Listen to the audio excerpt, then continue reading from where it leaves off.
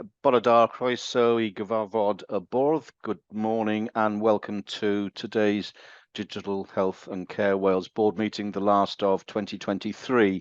We're holding the board meeting today virtually, as is our practice at the moment, and it'll be recorded and up on our website if people wish to access it in a short period of time.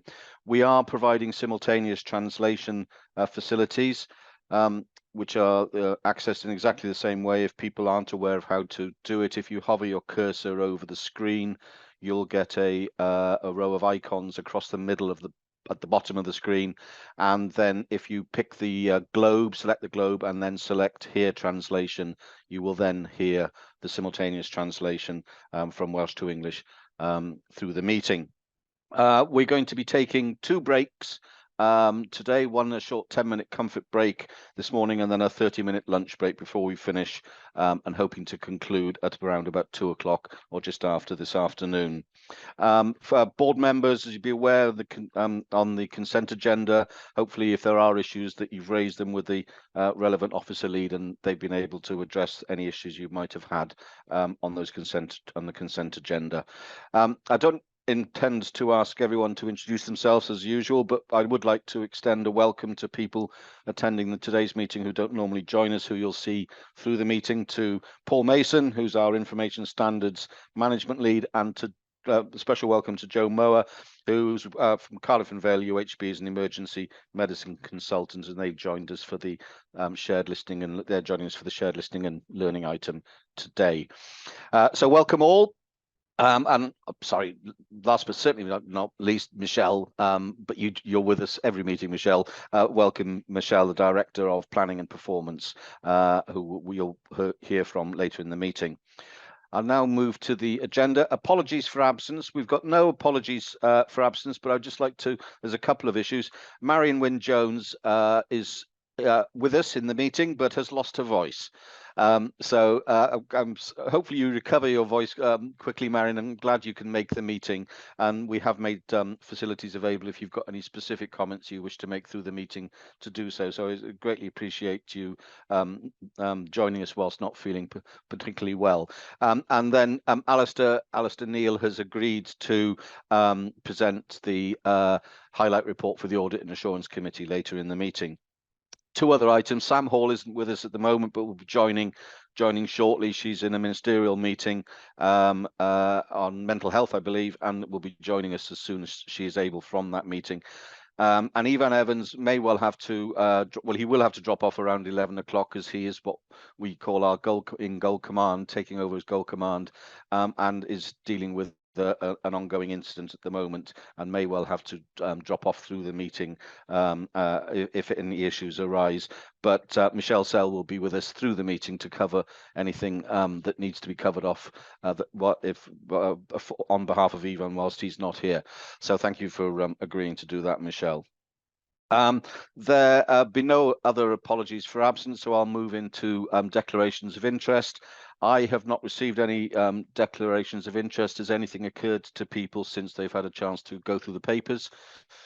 No, thank you very much. So if I move then to the consent agenda, and we've got a list here. I'll run through them. Please do indicate if something has occurred to you recently. But the first is to approve the minutes from the board meeting held on the 28th of September. People happy to do that? Thank you. To approve the private abridged minutes from the board meeting held on the 28th of September. Thank you. To approve the minutes from the annual general meeting held on the 28th of September. Thank you. To note the actions on the action log, noting both actions are marked as complete. Thank you. To note the forward work plan. To approve a very important report, the gender pay gap report. People happy to approve that. Thank you. To approve the amendments to standing orders to take account of the programme delivery committee that has been established. People happy to do that. Thank you. And then to approve, following the private board meeting, which was held just before this public board meeting, the contract award to provide a replacement for the existing SEAM solution. And I would just just take a moment out just to ask Claire on that, to give us a little bit of update on, because it's very important that we're aware this is how we are funding, how we are able to agree that this procurement in the context of our funding arrangements. Claire, would you just like to say a few words on that, please? Yeah, thank you, Chair. Obviously, this was previously a capital item that's now moved into a recurrent revenue item. It's part of our core functionality, and together with Welsh Government, we're working to incorporate that in part of our core going forward. But it is appreciated that there is a need to do this, and we're working collectively to come to some kind of agreement on the future funding model. Thank you, Claire. So in light of that assurance, people happy to approve that note of the meeting. Thank you. If we move then on to the main agenda, and then as ever, starting with our shared listening and learning presentation, which is urgent and emergency care work. And as usual, I will hand over to Rydian to introduce this item. Thank you, Rydian. Thank you, Chair, and welcome again to Paul Mason and a good colleague of mine, Dr. Joe Moen. Nice to see you. My introduction would be that emergency and unscheduled care is rarely out of the news. Understanding the demand on the service, the patterns of service usage, in order to inform sensible planning decisions is a key if we're going to design safe services. As always, there's a dependency on validated data and a dependency on being able to visualize that data in a way that users can consume it. And that's the purpose of this presentation, to demonstrate how data is collected, how it is stored, and how it is presented to improve an understanding of how to manage the acute sector. So I'll hand over to Paul. Thank you very much. Brilliant. I'll just share my screen.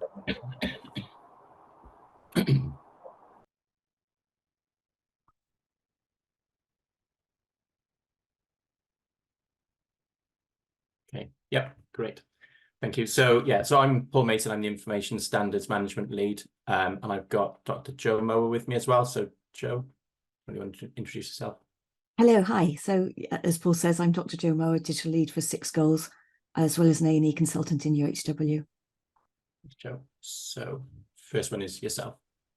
Yeah, so I've been asked to set the scene, and thank you for the invite, Chair, today. From a clinical perspective, I'm going to concentrate on 3 main areas, and that's crowding, value-based healthcare, and the unintended consequences. And I think it's fair to say at the moment, currently, we don't have a good overview of the whole urgent and emergency care system from a digital perspective in one place, although there is good data in isolation there. The whole aim of the 6 goals is to deliver the right care at the right time in the right place. And I've chosen 3 areas because crowding, we know patients don't necessarily access the right care at the right time currently, and we know that crowding does cause harm. There's good evidence from the Royal College of Emergency Medicine that patients in EDs for longer than 8 hours have an increased mortality and actually come to harm. And the same can be said of patients in secondary care. Once their acute clinical episode has completed, then patients need to get home, but often because of things that happen to them, they're in the hospital longer and they undergo something called deconditioning, which means that some of our patients don't get back to their own home and end up going to a new home, which is not really what we're trying to achieve. If I look at value-based healthcare, a lot of work of the 6 goals is actually to deliver care in the community, and we talk about step up and step down intermediate care. So this intermediate care is basically care closer to home. And again, there's good evidence that care closer to home actually delivers value-based healthcare. And there's the evidence is Prof. John Bolton in Oxford Brookes, which has really looked at actually how we transition care from secondary care into the community. And actually, there's good evidence where the finances that have been realised have been reinvested in that care in the community. And the reason that I've talked about those is because of the unintended consequences currently. So if we look at high demand in Welsh Ambulance Service is I'm going to use, that at real high escalation levels, patients are advised to go to the emergency departments. And, you know, the department's already crowded, and we have really sick patients with heart attacks and strokes turning up in emergency departments that we don't necessarily see in a timely fashion. Now, the only way we can stop that happening is to increase patient flow and admissions from the hospital, from the emergency department into hospital, but also from the hospital back into the community care. So we actually reduce those unintended consequences. And by having all this information of a whole urgent emergency care in one place, we stop that silo way of working.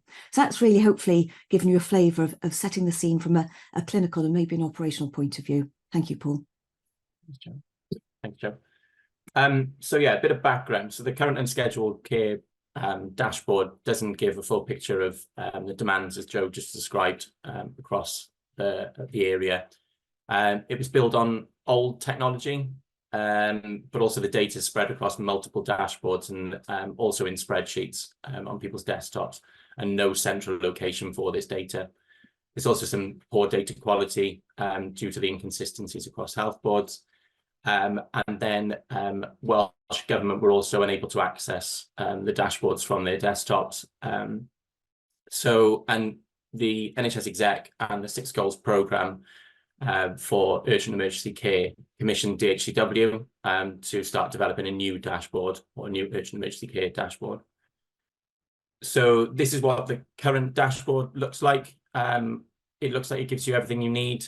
There are some, it's very outdated. There's things like NHS Direct on there, and there's missing demand within this.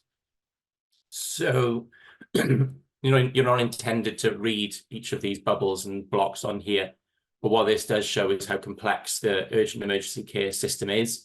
It does flow from primary care to 111, out of hours 999, emergency department, our same-day emergency care and critical care, and then through to discharge.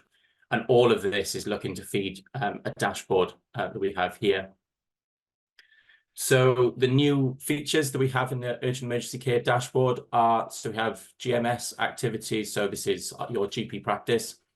We have 111 escalation levels. We have GP out of hours, the 999 service, emergency departments, hospitals and critical care. And behind that as well, there is activity data. So we've got the GMS, so the General Medical Service, and so we can look at appointments, patients seen within GP practices, and the DNA levels as well. Also, we have 111 data, so this is the calls offered to the service and the abandonment rates. We also have 999 activity, which is real-time activity with call demand, ambulances en route to hospital, ambulances outside emergency departments, and also within that it has predicted demand, so the ambulance service can predict how many ambulances they need at particular times. Also, we've got emergency department data, which is real-time patients in department, and also it has historical demand as well, which is key to, I suppose, Joe's and other consultants across Wales. So now I'm going to go into a live demo, so you'll have to bear with me just to make sure this works now. So this is the current urgent emergency care escalation status dashboard. So you can see down the left-hand side, we have the areas I described, and these are updated as close to real time as possible and what is available to us at this present time. So as I said, GMS here, which is your GP practice, has the high level escalation levels for the health board, which is the highest point at that point in the day, or at that point when it was last updated. Then we have 111, and this is the level for this based on what the ambulance service feels. So this is based on staffing levels and demand. So out of hours then, out of hours is based on staffing levels across each of the out of hours services across Wales, and is updated twice a week for the week coming and the previous week as well. Then you have the ambulance service, and this is pulling real-time data into the area. Then you've got the emergency departments. Then you've got, hospitals, and this shows the hospital escalation levels across Wales. You can drill it down into site level, but I won't do that for now, for time.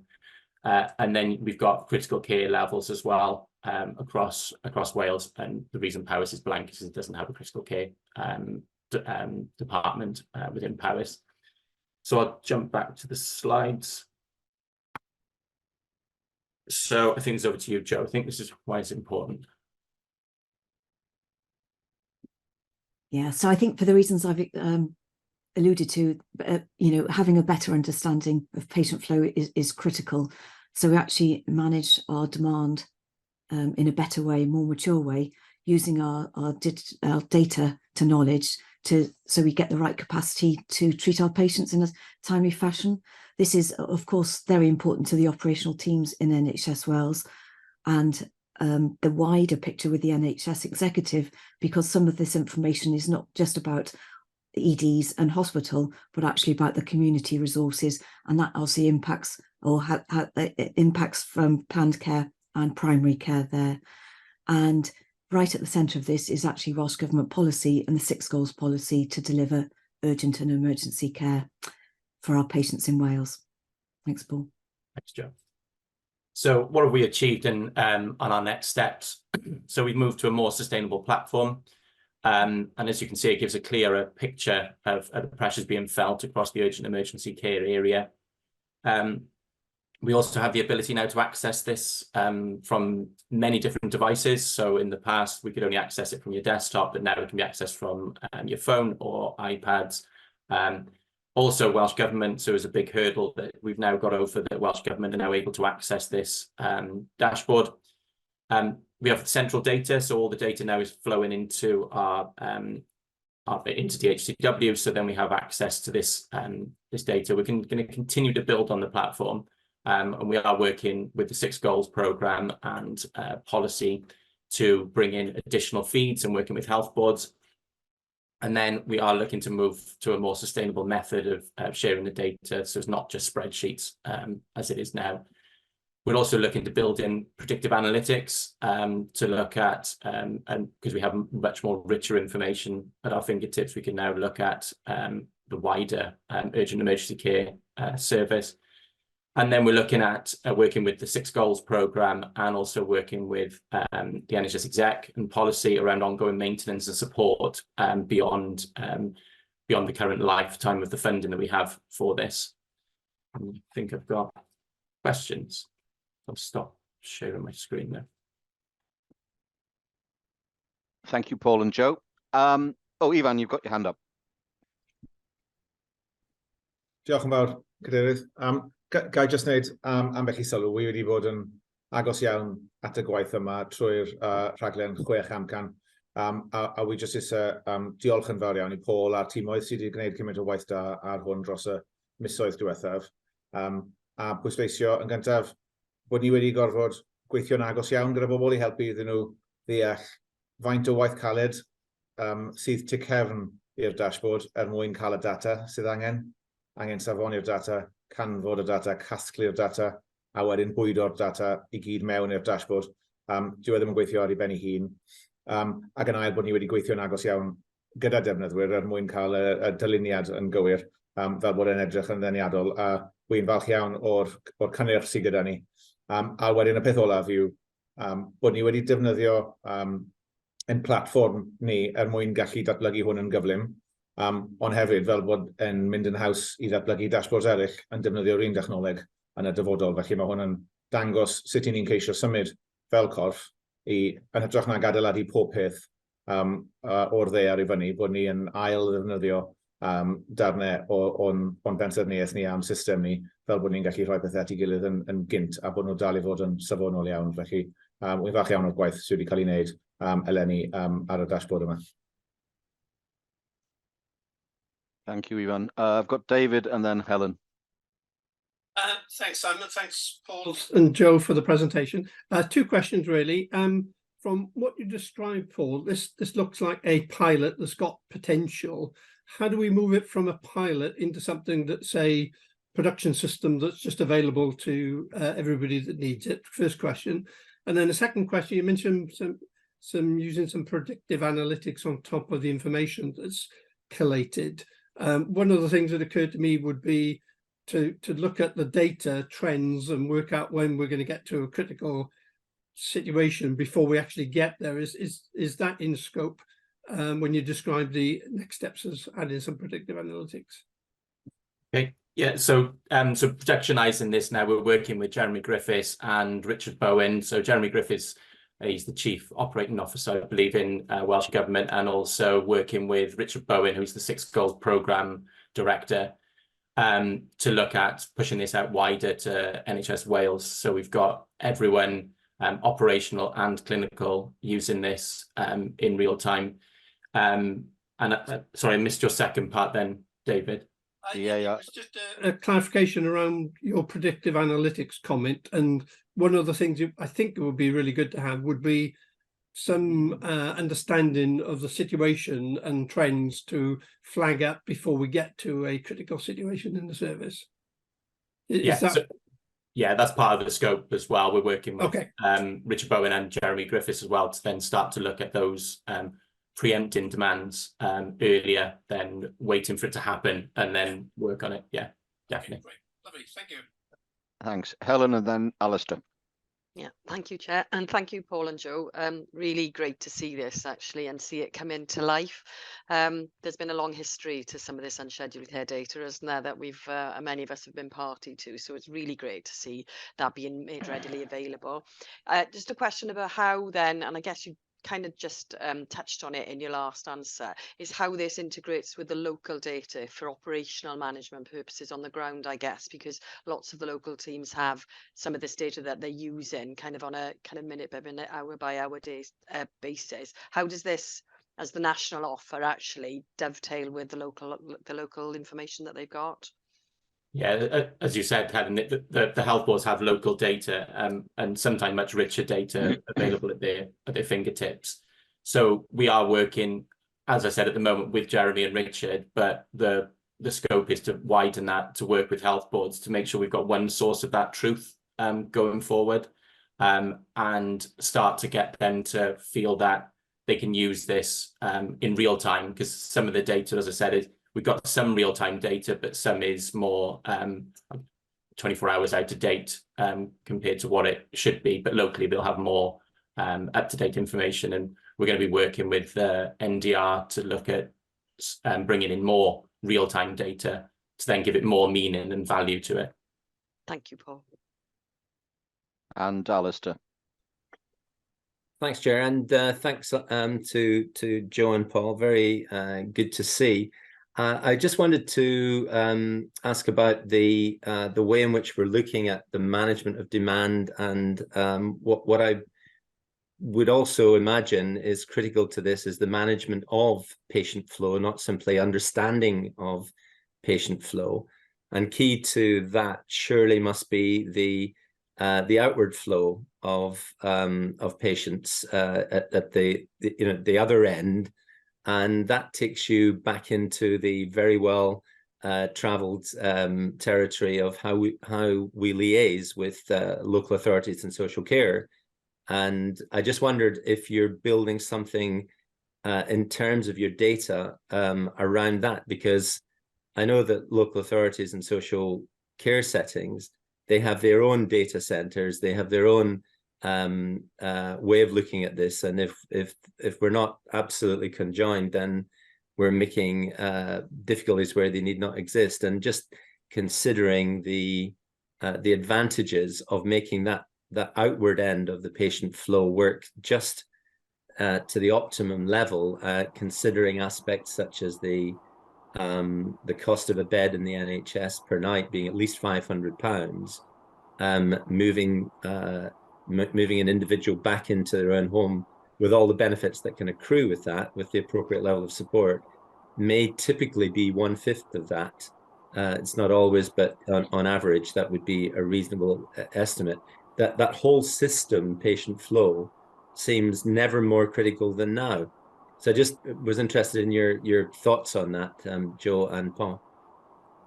Yeah, so as part of the Six Goals programme, it does have the social care element of it, and we are working with those goal leads to look at social care activity as well and bring that data in to ensure that we have that longitudinal record, so from beginning to end. And as you said, the discharge is quite a critical part because it causes blockers, and I'm sure Joe is more clued up on that than I am. So I come in and help you there, Paul. So we don't really. like to use the term blockers. These are people who have care needs that can't be provided in the environment that they're in. And the 6 Goals programme, Alistair, goal 6 basically is a home first approach and reduce the risk of readmission. You'll be well cited because you're on the board about the Welsh Community Care Information System and some of the problems that programme had in its total rollout across various elements and modules that have provided it.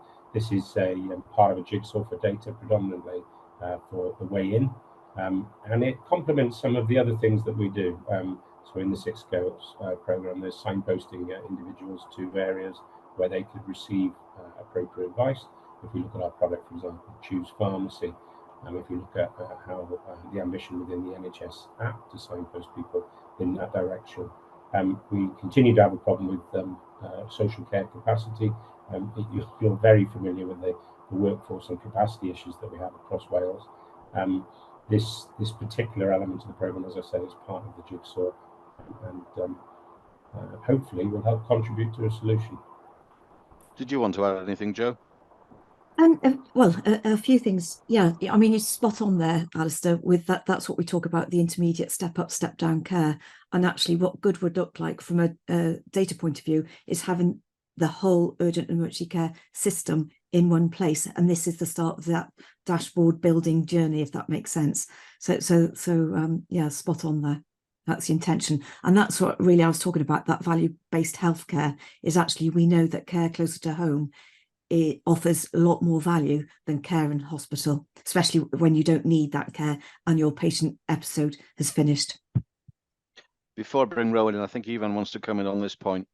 Yep, thank you, Simon. Really, your microphone was very low for me. Yeah. So I don't know if you want to catch up to your screen a little bit. Alistair, I chair the Digital and Data Enabling Group, which is part of the 6 Goals programme, under whose auspices this work has been undertaken. We're currently coming to the end of a discovery process, which looks particularly at discharge to recover and assess data, but it also looks at pathways through the hospital environment. And it's going to follow a similar path to the dashboard. That is, that we understand in what format data is currently collected, where and how it's collected, by whom, and then we can make decisions about how we can link the local to the national, what we can dashboard, because the data is always, the data is king or queen on your preference. You've got to have the data first. So we are reviewing to see what data we have and how then we can present it.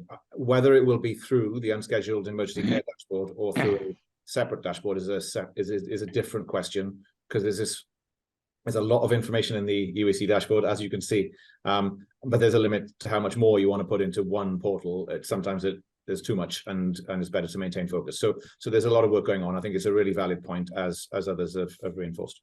Thanks, Ivan. Rowan.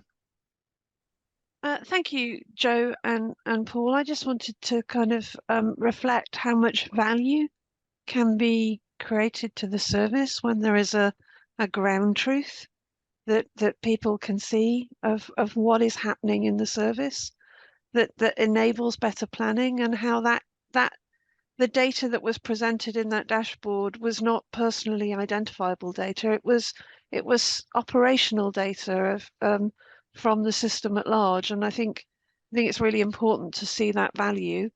The other piece to recognise is that beyond that data, there is a series of individuals who have very, very profound healthcare needs. If people are presenting with after accidents or with strokes and heart attacks, very much kind of what the unscheduled and emergency care services for.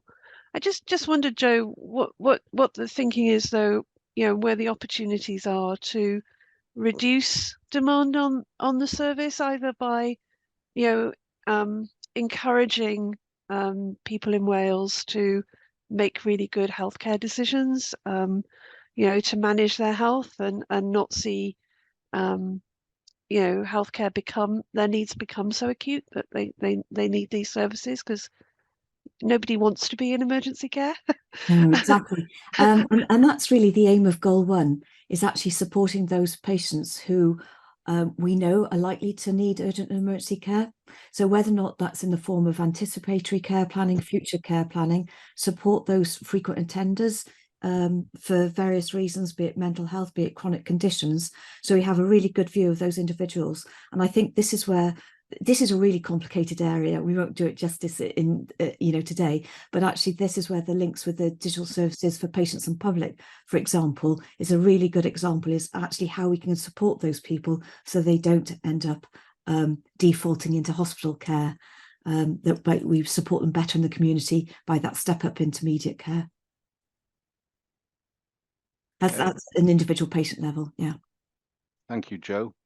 Thank you. Thank you, Paul, and especially Joe, joining us this morning for that presentation on clearly a very important piece of work that's going on, which has very real benefits for the service and patients and citizens alike. So thank you very much for your time. And Ridgen, did you want to say anything at all in conclusion, or are you happy we move on? Okay, so if we move on then to part 4 of the meeting, and we'll start with the chair and vice chair report. There's a few things I'd just like to pick out and draw your attention to, not necessarily to add to what's in the report, but just to highlight the ministerial meeting with the chairs and chief executives. As you'd expect, a huge amount of focus on the current financial climate that I know Claire is going to pick up a little bit on later in her report, but then followed by a really useful and helpful ministerial meeting to DHCW, where we went through particularly a couple of very important areas, and I think the one I'd pick out is really just explaining to the minister what could be achieved by and what benefits could accrue in terms of safety and efficiency by just everyone using what already exists. And I think it's a really important message for us around what is out there already and what could be achieved if everyone used it. And I think she took that message, the minister took that message back with her, and hopefully find ways of getting everyone up using what is already exists in the digital space. Just briefly on the NHS Confederation Chairs meeting, just to inform you that the Jan Williams has stepped down as the chair of the policy committee, and Kirsty Williams, who's the vice chair at Powys Health Board, has taken over that role. Programme governance arrangements are moving on. You'll see from the agenda that we've had our first programme delivery committee meeting, which will bring some highlights to this meeting later today. The letters to most, if not the overwhelming majority of existing senior responsible officers went out yesterday, I believe, to inform them of the changes. And as we know, the deadline for concluding the movement to the new governance arrangements is the end of this financial year, March the 31st. Helen might want to pick up on anything in her report later, but I think that covers the development since our last board meeting. And then we had a very useful and timely, fortuitously timely roundtable discussion in the Senedd last week, the day before a tabled motion on digital in the health service, and very useful. A number of MSs present, and also some key external stakeholders were able to join us, and perhaps the chair of Llais and the new Welsh Local Government Association interim CDO. So I was really pleased that a number of our key stakeholders were able to join us for that. And as I say, it was very helpful in us being able to get across some key messages and information prior to the Senedd debate, which were picked up in the Senedd debate the following day. And then I might ask Rowan if she wants to say anything on this, but because Rowan facilitated the contact, we had a really interesting joint board conversation with some senior individuals from UMass, the University of Massachusetts Health Service, isn't it, or one of their health services in Massachusetts, on the work that they're doing around a number of areas, a couple of areas, but particularly the hospital at home service that they're running. But the interesting thing is, I mean, there's a lot of work done in homes across Wales and across the United Kingdom, but very much built on a digital platform, which was the interesting bit for us. Rowan, I don't know if you wanted to mention, and I have communicated our thanks for their time to the chief executive, because they gave us an hour and a half of their time, which was very helpful. Rowan, did you want to add anything? I think I'd just say, Simon, that it was an enjoyable experience on both sides. I think there was a meeting of minds in terms of what everyone's trying to achieve. It was always delightful to meet, quotes, a healthcare socialist from the other side of the Atlantic. And I think they're open to further conversations if the executive and board felt it useful. Thank you, Rowan. And it was interesting to hear the chief executive told us that he'd started his day putting his horses out. I'm not entirely sure that Helen starts her day putting her horses out. But there's the difference in the nature of the world between ourselves and America, I think, is what. So it was a great opportunity, and hopefully we'll continue those sorts of opportunities into the future. Those are the issues that I wanted to particularly highlight. Ruth, is there anything that you wanted to add to or draw attention to in your bit of the report? Just one thing, thank you, Simon. I think obviously the vice chair's peer group, obviously very acutely aware of the challenges across the system at the moment. Vice chairs are trying to hold the space around the prevention conversation and thinking about the desire of a healthier Wales to change the system. So the last few vice chairs meetings have been focused largely on that. Obviously that's a good opportunity for us at DHCW, given so much of our work happens in the prevention space around primary care. We've got lots of discovery work going on that is relevant to that committee at the moment. And I'd particularly like to thank Sam Hall for the briefings that she gives me ahead of those meetings. Incredibly useful and also really valuable information for the vice chairs. So diolch, Sam. Thank you, Ruth, and welcome, Sam. I know you've obviously been able to join us from your commitment to the meeting with the Minister. Any questions or comments? If not, I'll move on to... No, thank you. If I move on then to the Chief Executive's report and invite Helen to present her report. Diolch, Chair. And yes, to your point, the closest I get to putting the horses out is to put the dog out first thing in the morning. But yeah, not so exciting. So yeah, just a couple of highlights to pick up from my report from the last couple of months. We've had our mid-year directorate reviews with all of the exec directors and their teams. So it was a great opportunity actually to hear from the teams around the first half of the year's performance and really the things that they're dealing with going forward. So I just want to say thank you actually to the whole team in terms of the preparation and for everybody that was involved in those. We had a really good conversation in October with the senior leadership team from the NHS Wales Executive.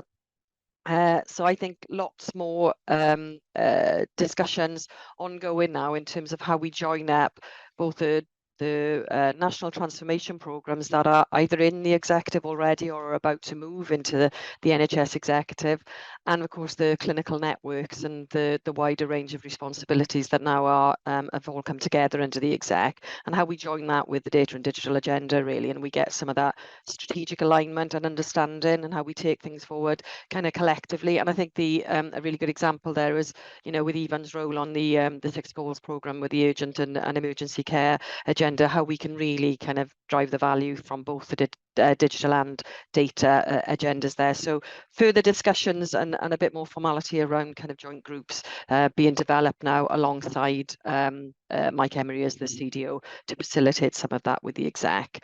And Yeah, to pick up I had the pleasure actually of joining the minister the week after she came to DHCW at a visit to Neath Talbot Hospital, where it was really great to see actually that you had clinicians who were walking through the process of using the digital tools that they've got on the ward that really is absolutely providing a positive impact and benefit to the way that they are running the wards in Swansea Bay. So I think that was a really good timing actually that the minister was able to kind of understand the offer that we provide from DHCW, the risks associated with the cyber threats that are we're continually dealing with across the health and care sector, but also to see that brought to life by clinicians actually on the front line. So yeah, really helpful visit, and I know that she thoroughly enjoyed that.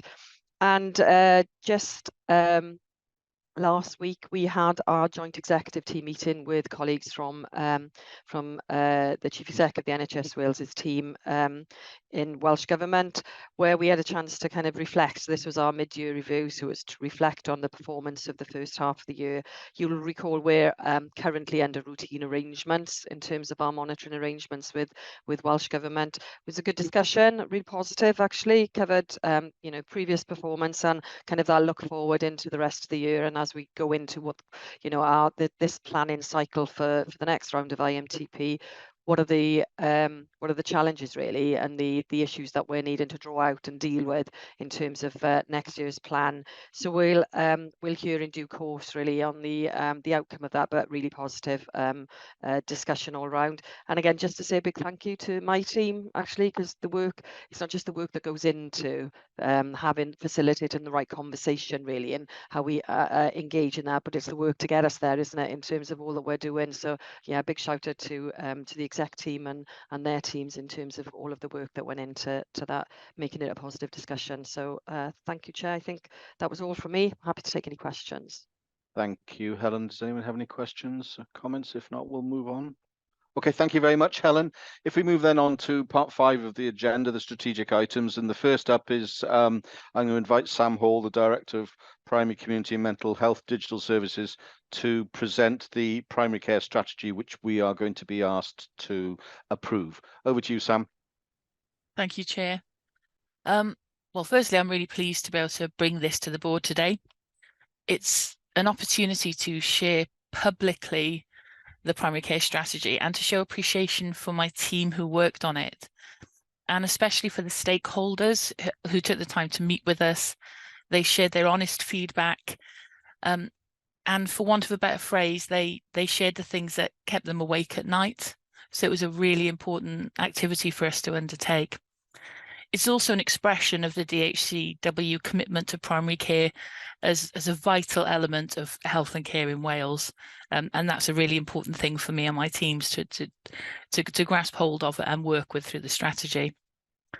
This is the first strategy from my directorate. Next year, we'll look to bring community and mental health strategies that will bring together these 3 interlinked areas that really benefit from teams working collectively to create that sustainable and transformative change across an ever-stretched and much-needed services in our health service. To create the strategy, we carried out extensive research to understand the legislative and the policy environment that primary care works in. We also did a great deal of user research, both when drafting the policy and again, once we'd created a near final version. This included 40-odd stakeholder interviews, sessions with Welsh Government officers, clinicians, professional bodies, patient groups, and with internal teams, and my own teams especially, as we really wanted them to own the strategy and to be invested in its successful delivery. And I know we discussed the strategy previously during an SHA board development session, and you gave feedback on the draft strategy, and the comments there were gratefully received and incorporated, as was the feedback from the strategy socialization sessions we held when we revisited stakeholders. So I won't go through the strategy in depth, but I wanted to bring out a few of the important messages. We identified 4 principles. Delivery quality, so that we run our projects and develop our services in line with best practice and to the highest standards, maximizing the positive impact for digital products and services. Informed policy, So through our work within the system, we can help identify present and future requirements and can help shape policy decisions in health and care. We need to support policy development to reflect the change in environment and new ways of delivering care, both digitally and for those who are less digitally able. And to build value, this is through everything we do, whether it's identifying solutions, commercial or contract management, engaging with our stakeholders in a meaningful way, and of course, challenge assumptions and offer ideas and suggestions that might not be the most obvious. And the fourth one is to guide and standardize. And this is really a focus on developing and agreeing a framework for data and digital standards for adoption across primary care. If we work to agreed standards, it's easier to capture information, report, monitor, and most importantly, share information with those who need it. And of course, it allows us to take advantage of interoperability, joining solutions together to enable data to flow more securely and seamlessly through the system. Each of those 4 priorities links to one or more of 8 strategic principles. And these are things like the creation of a project and program transition function. So this is the ability to focus on landing the things that we deliver really well with our users, so they get the most from those digital improvements we make. And developing a health informatics research and reporting capability with a real focus on primary care and support from the teams already within DHCW. Development of digital futures team to look at changes across the primary care landscape and interpret those changes and developments and work with the people in the system to actually start to understand the healthcare landscape for the future. Extension of our development capability so that we can continuously improve what we offer in line with changing priorities. So this is, once we have products, how do we keep, for want of a better term, sweating our assets to keep improving them and making them deliver more and create more value. Development, as I mentioned, of our standards and guidance capability. So when people are asking us to support with that guidance and standards, we need to be able to do that. So we have to up our game and to increase our capability in that area. In implementation of some mandated and agreed processes for transition into service of new developments. And I think this is really important. We, in DHCW, we deliver a lot of things. We have a lot of programs of huge value and incredibly important to the system. But how we bring those into business as usual is really important. How they become something that can be run and managed safely and securely is really important. And also our attendance at clinical and managerial expert group meetings was something that came through very, very strongly, so that we are at the beginning of conversations and not, as sometimes happens currently in our primary care world, we're called in at the end when there's a problem. We want to make sure that we're there at the beginning so we can actually start to help design what could be a good solution for the future. And to sum up briefly before some questions, this strategy reflects the environment in which we live and work within the digital healthcare landscape, and that is rapidly changing. We're seeing opportunities for positive impact on outcomes and improvements in the levels of patient engagement, self-managed care, prevention, and major programs like the Digital Medicines Transformation Programme and the development of the NHS Wales app have given us much more opportunity through tools that are being developed to really support that wider primary care focus. And primary care is in a great position to grow in this area and help users exploit digital tools and improve their health and well-being with tools that are actually in their own hands and under their own control. And following the hopeful approval of this strategy, a delivery plan will be formed and workshops will be held with the teams that develop the clinical directorate strategies that you're about to hear today, so that we can share expertise and knowledge and join up across the organisation and really embed that primary care focus much deeper into the wider healthcare work that's done across the DHCW.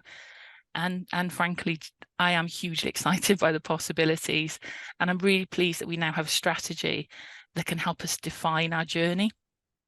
And that's really important to me and my teams.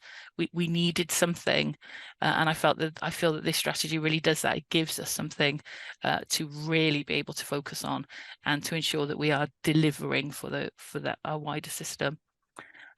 So I think that I was trying to be brief, but that's succeeded admirably, Sam. Thank you very much. That was very helpful presentation of the strategy we've been asked to consider and approve. I've got Helen, Claire, and then Alistair. Thank you, Chair, and thank you, Sam, and yeah, well done to you and the team, really, in terms of, getting to grips within the first year, really, of having this new directorate and you as the new director to try and shape kind of our primary community mental health services to get to this clarity around the way forward for primary care particularly, but actually laying the foundations for your wider remit, I think is super commendable. There's one question for me, I suppose, in terms of one of the priority areas that you've just talked us through. It talks about the development of health informatics research and reporting capability. How does that link across to the one of the other strategies that we're going to talk about, kind of sub-strategies that we're going to talk about in terms of the intelligence strategy that Rydian's team have worked on?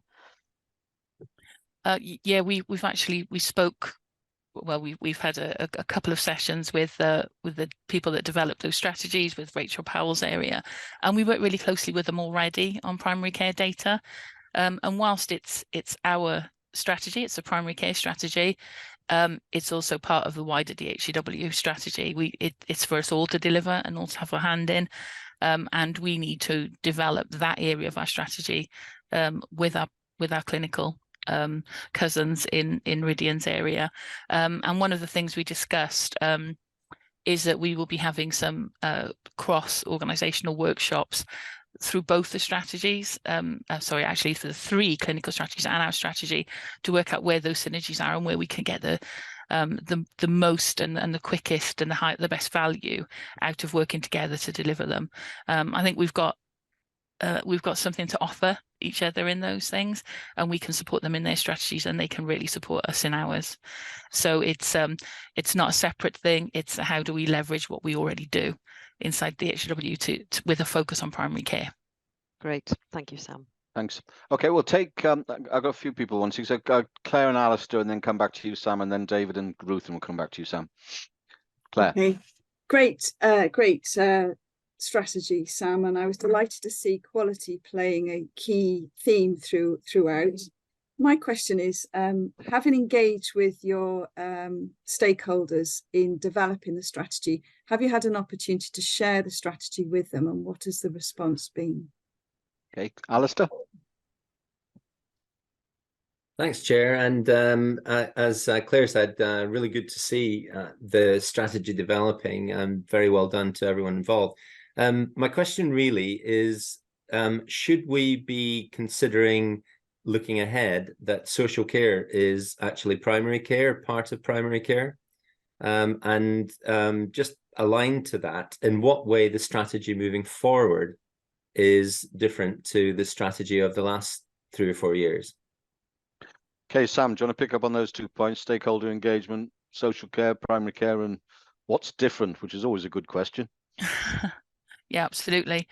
So the first one on engagement with stakeholders, yes, we did a lot of upfront engagement, but actually when we had a near final version, we went back out to stakeholders again and said, this is what you told us, this is how we've turned it into a strategy, this is how we believe we can deliver on what's really needed.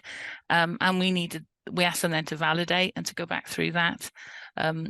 And we reached out to them again, actually took up more of their time, and incorporated that feedback into what we've done. So it was a real kind of round robin, and I felt very much like they were part of the journey with us. We did this over quite a quick time as well. It was just a few months, which, as you know, in strategy development can take a lot longer than that.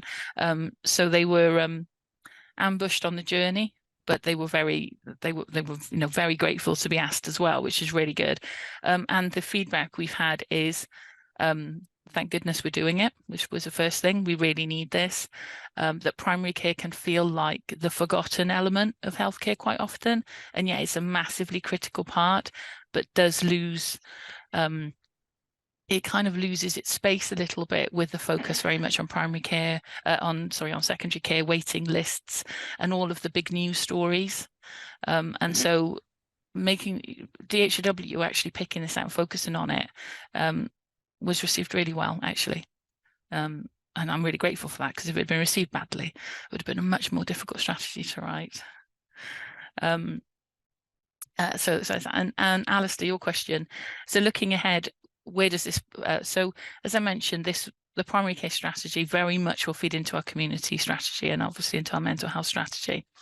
So we work very closely already with the community, and my leadership team in my directorate, we actually have we have social care people actually embedded in that leadership within the directorate. So they are they have come from a background where that's hugely important, that health and care aren't distanced and they're thought of together as part of the thing that supports people's quality of life and well-being. So it's really important to us, and I think those themes come through, especially around the elements in policy and us being able to influence policy. So I think that's a really important tenet. The other thing that we're doing off the back of this, and I know you and I have had separate conversations, is a development session in the new year around what does care mean in reference to digital health and care Wales. So what does that really mean for us? And we're developing that session to go through with all of us, so that we can really get under the lid of that for us as an organisation. And as this moves into the community space, we are hearing from our stakeholders in primary care that a lot of what they are doing isn't necessarily healthcare now. It is offering advice and support, and that's actually putting a strain on what they do in the healthcare space. So how do we better support that care piece? Talking to people that working in GP practices, saying that actually one of the biggest areas of referral for them is to citizens advice bureaus and charities. That's because this is a wider community issue. And so we absolutely have not lost sight of that. And it's a real big element for our forward view. And as for how the strategy has changed, we didn't have a primary care strategy. There hadn't been one since 2015. And that was obviously in a previous organisation. So how it's changed is much more around that forward thinking of future, being able to really focus on the fact that we have a changing environment and population. We're aging. We're going to have a frailer organisation. We won't have a frailer organisation. We're all tough, but a frailer community, and we need to work out how we're going to do that. That technology will be a big support for that in the future. So how do we get on the front foot with that and start thinking about how we're going to look in 10 years' time now, and make those changes now and build that up in our primary care, especially around prevention, independent living, care closer to home. It is absolutely a feature for us for the future in the strategy. Thanks, Sam. And David and Ruth, and then come back to you, Sam, and I know Chris wants to come in as well at the end. David. Thanks, Simon. Thanks, Sam. Really great piece of work, Sam. I fully support approval of the strategy. I'm really impressed by the level of stakeholder engagement that you've achieved in such a short space of time. It's always an important thing. I think there's great opportunity in what you said about using BI and predictive analytics on top of what we've got at the moment. So I'd support that. The question I had was around priority 4 is to reduce the dependency on suppliers, which I would support as a priority. But could you just expand a little bit about what you've got in mind in that regard? Yeah, do you want to go, Ruth? Do you want to pick up your question, and then we'll come back to you, Sam, and take the two questions together? Yeah, thanks, Simon. Again, echo comments. It's a great strategy and really good to see it. Thanks, Sam. The work that you and your team have done has been absolutely fantastic on this. I think really it's just a challenge to us as a board. I think we can't underestimate how difficult it is to hold the space in this way and work in this way, and with all the pressures that we've got on the wider system. I think, you know, we see that as vice chairs, where we start to talk about prevention agenda, and everything that I talk about is the way that we work here through this primary care strategy. So I think the challenge for us as a board is to help Sam hold the space for this, and this way of working, which is different to where the focus is across a lot of the system currently, understandably so, because of the pressures that we're facing. When we come on to talk about the risks and the board assurance framework later, you'll see how important the primary care strategy is to us as well, because so many of our key risks are impacted across here. And certainly for us as an organisation, you know, our recruitment and our training and our development of staff to ensure we've got the digital skills to help send that out into the wider system through the primary care strategy is an absolutely key area for us to be focused on. So I think it's a completely unrelated to David's question, but a different challenge for us, and something that we need to keep cognizant of as a board in how we hold this space. Thanks, Ruth. Sam, do you want to pick up on David's question and perhaps anything you want to comment on Ruth's observations? Yeah, of course. So David's comment was around the supplier dependency, and so that the first observation is that the primary care supplier market is really small. It's incredibly tiny. There are not a lot of people in the game necessarily, and because of that, it's actually, we are really dependent on their ability to make changes and improvements in line with where we want to go in our development. One of the things that actually has it's held us back, to be honest, is our over reliance on having a very Welsh specific system, and so we haven't been able to take advantage of developments that have happened in the bigger market, you know, in England, for instance, where they can drive change because they have bigger shares of the market. And so one of the things we really need to do is to coin an Ivan term, is kind of undragonize some of the stuff we do, and to bring it more in line, to make it more simple, to really simplify it, and then we can take advantage of those improvements that are being made and being driven, and also to increase our capability within our own organisation to actually make some improvements ourselves with some of those systems, so that we're not always reliant on going back saying, you know, we're in the queue for changes to be made, because actually these are things that we can do ourselves, and to actually take control a little bit more of that. So it's really that twofold element.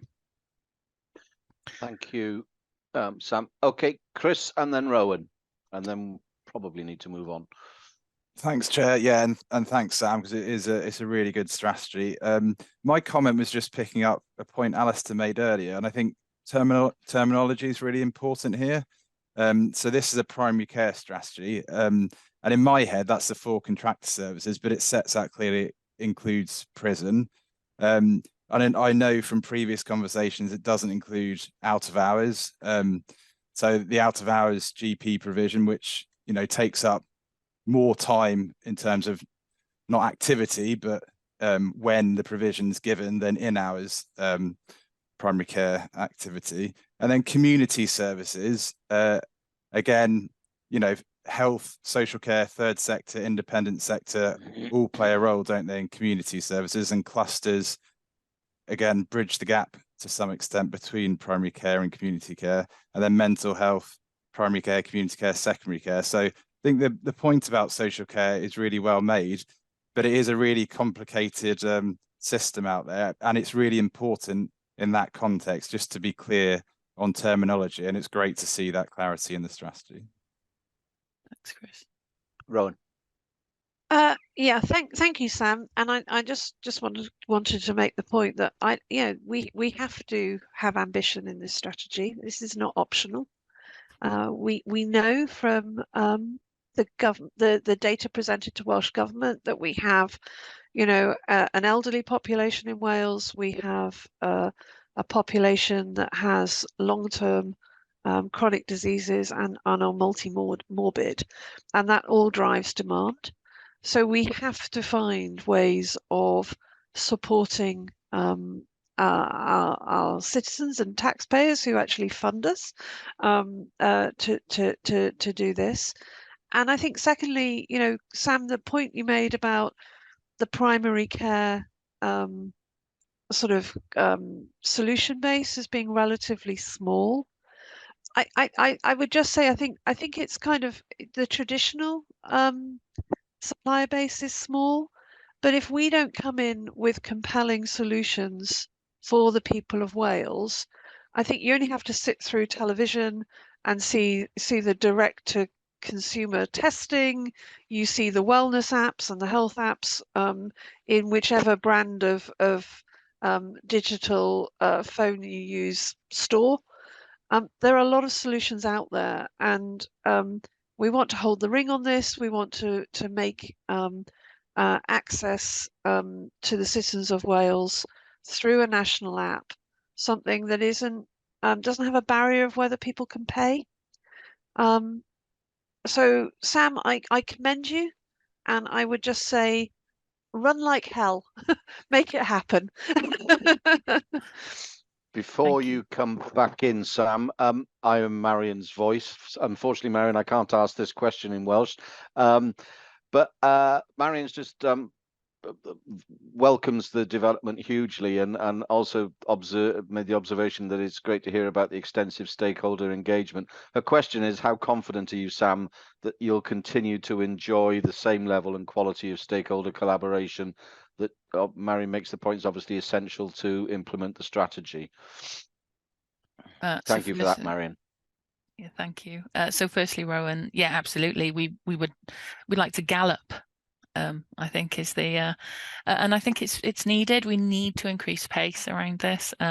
So yeah, absolutely hear you, and you're obviously right. The traditional market is very small, but that traditional market needs to become less traditional, or it will lose out for the things that are now being created and the opportunities that are there. So which is one of the real reasons why we want that digital futures element in this strategy, to make sure we take full advantage of that. So thank you for that. And Marion, thank you for the question. The stakeholder engagement was the best part of developing this strategy.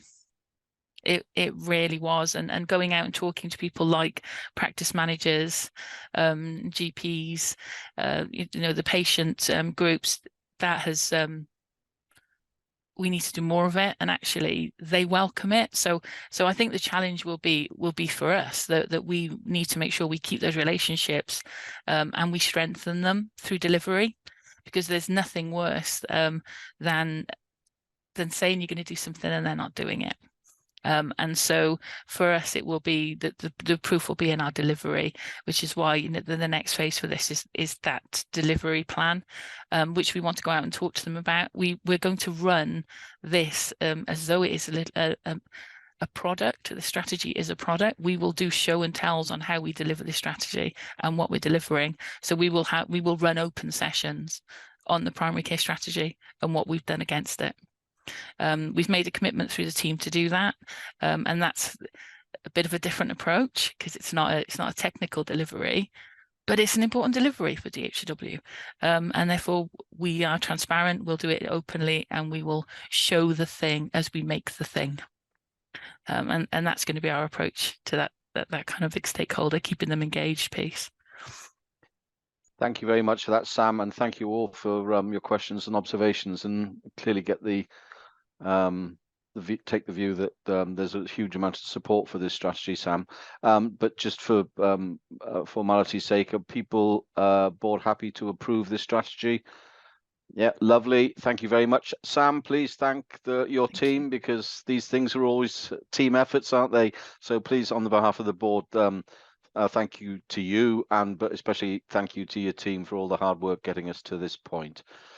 Okay, if I move then on to, we're going to have three other strategies today. It's the strategy day today, isn't it? Three other strategies presented to us from the and their clinical directorate strategy. So I'm going to hand over to Rydian. Rydian, hopefully your sound might be a little bit better than it was previously. So over to you. How is that? Is that any better? Yeah, when you're in that position, it's much better. Okay, well, I've fiddled with all the things that the buttons that are on the machine.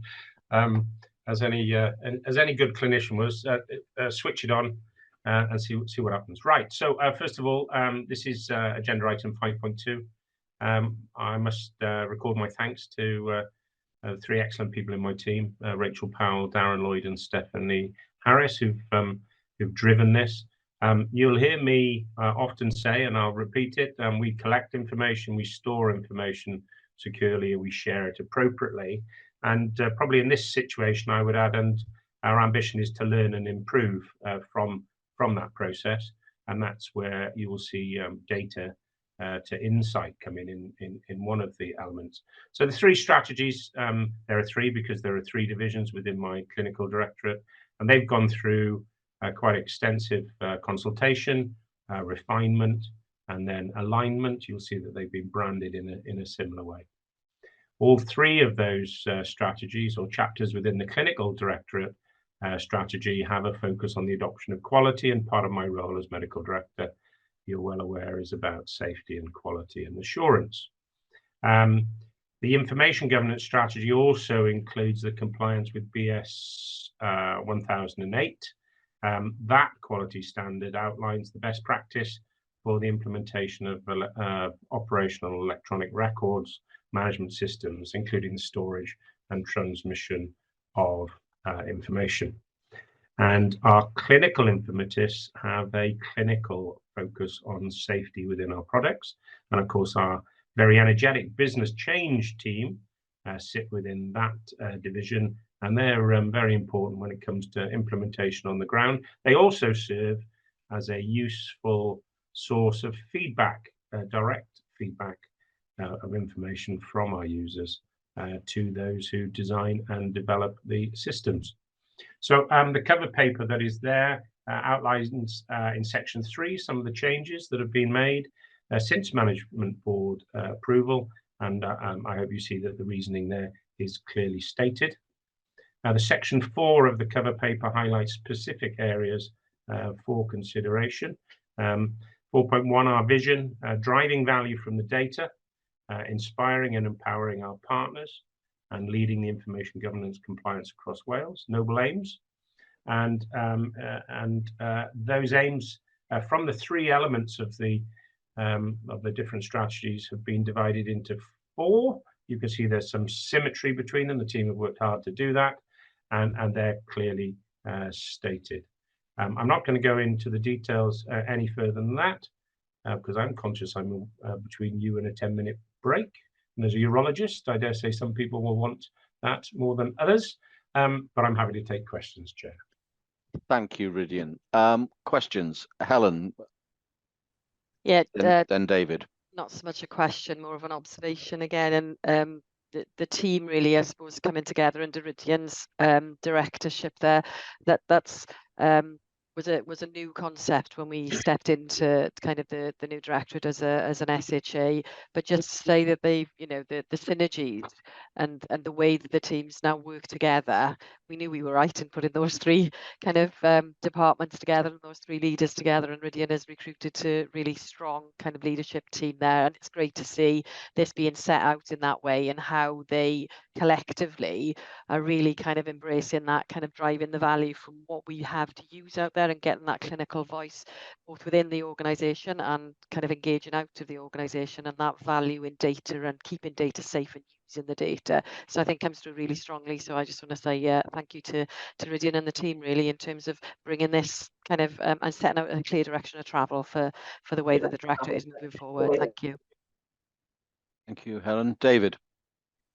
Thanks, Simon. Thanks, Rydian. So I was able to go through this previously when we had the DG&S meeting a few weeks ago, and I just want to reiterate the points I made then. This is a really good piece of work, and I fully support approval of the documents.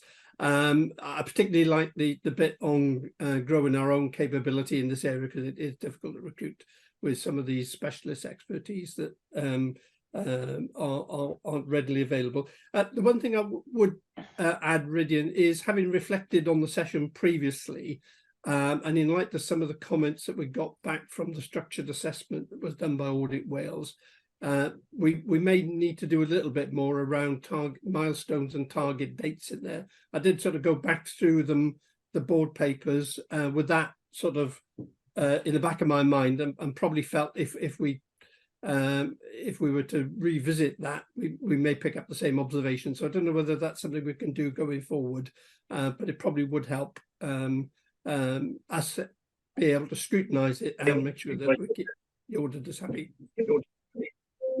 Absolutely. Helen, sorry, Ridian. Helen, do you want to come in on that point, and I'll come back to you then, Ridian? Did you, Helen?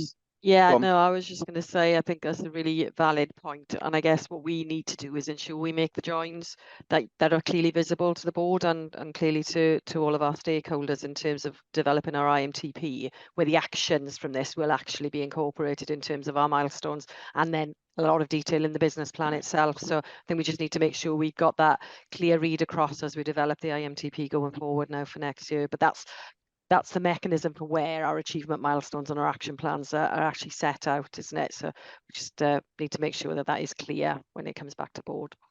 Sorry, Ridian. Yeah, I know you wanted to pick up on David's observation as well. Yeah, David, yes, I would I concur with your views on that. You, from the previous conversations that others wouldn't have been cited on, collecting the data in its totality is the first objective that we must do if we're going to get any collective learning, because the record needs to be as content rich as possible. The fact that we have a number of mechanisms of storing information, and the fact that the NDR has gone live provides us with some opportunities, and the fact that we're working hard with Policy Leads Welsh Government on the safe and secure sharing of information in order to learn from that information, and doing that in a national approach. For some it might seem a little bit of a slow burn, David, but we're very conscious of mistakes that have been made by neighbours, shall we say, and we want to be seen as a trusted partner in this objective. Thank you, Ridian. Rowan, you want to come in? Yeah, thank you, Ridian.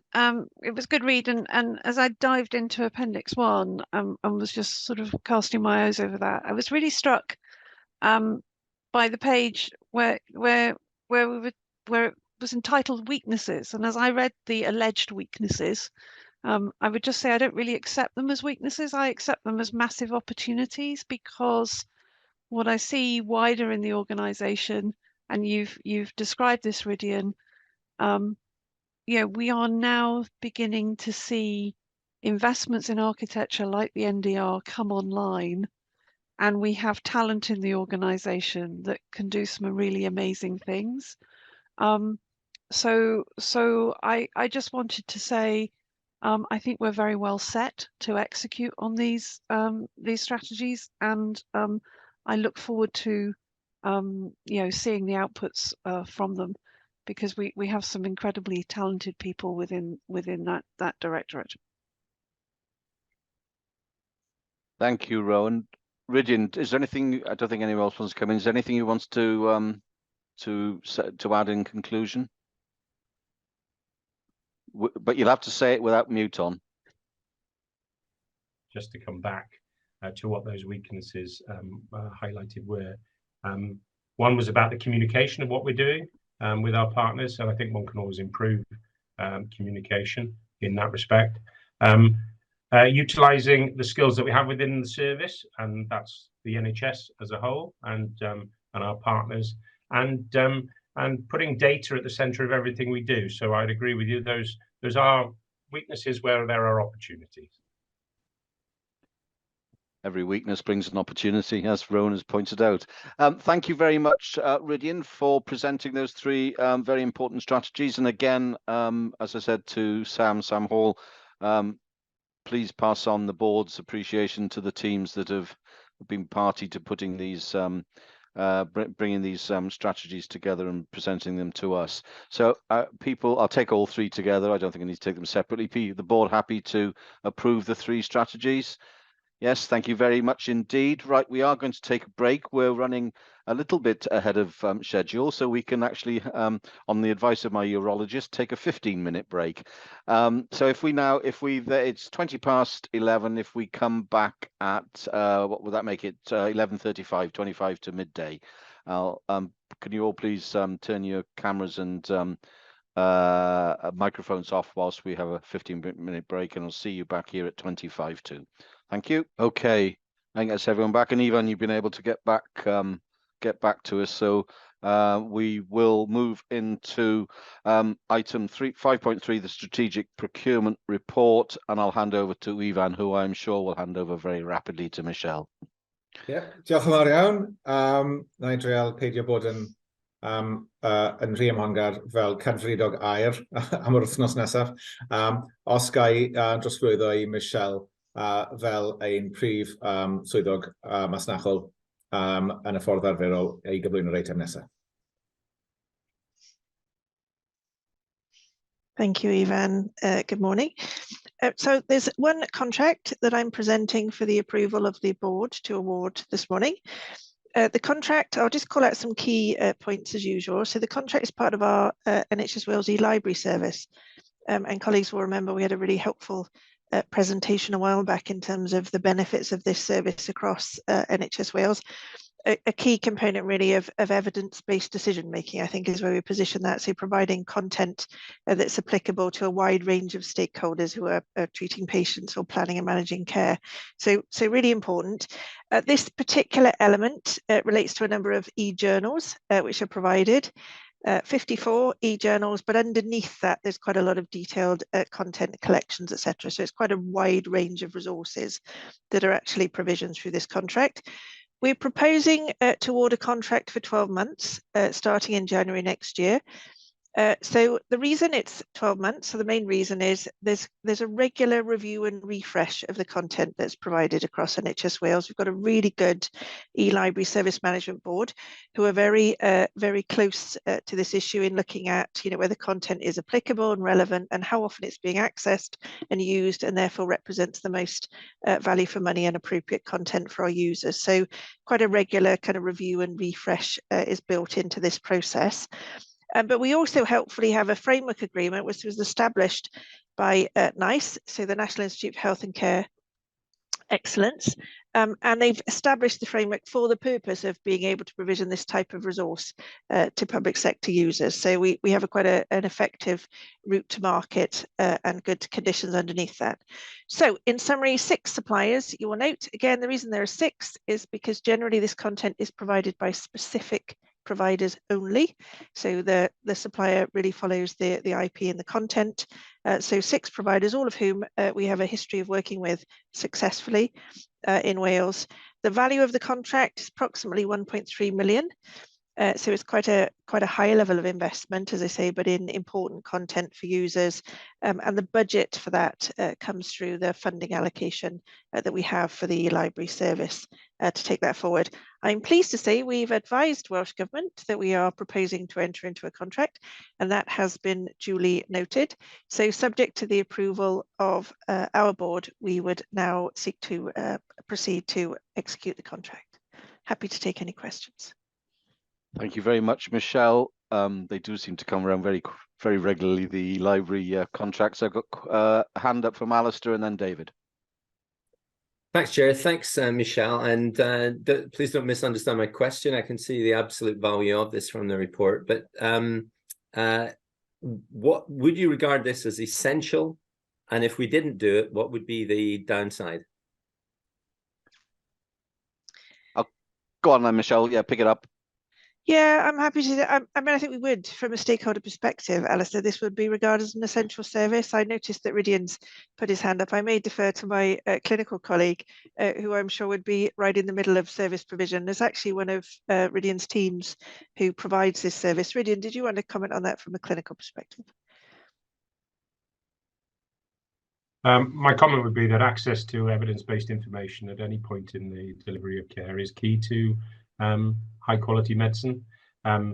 They are a lot. They do cost a lot. They cost a lot because they don't have a particularly wide circulation. It's not the sort of journals you find on everyone's coffee table, but they're absolutely vital, particularly the stuff that comes through the British Medical Journal, both for continuing professional development, the CPD element of medical education and lifelong learning, but also the accessibility in emergency situations to determine that what you think is the right thing is actually the right thing. Thank you, Rydian. David, and then Marilyn. Thanks, Simon. Thanks, Michelle. Question really is around the scope. Is it similar to what we procured last year? And given the prevailing inflation, have we seen any escalation in the price we're having to pay? Do you want to pick that up, Michelle?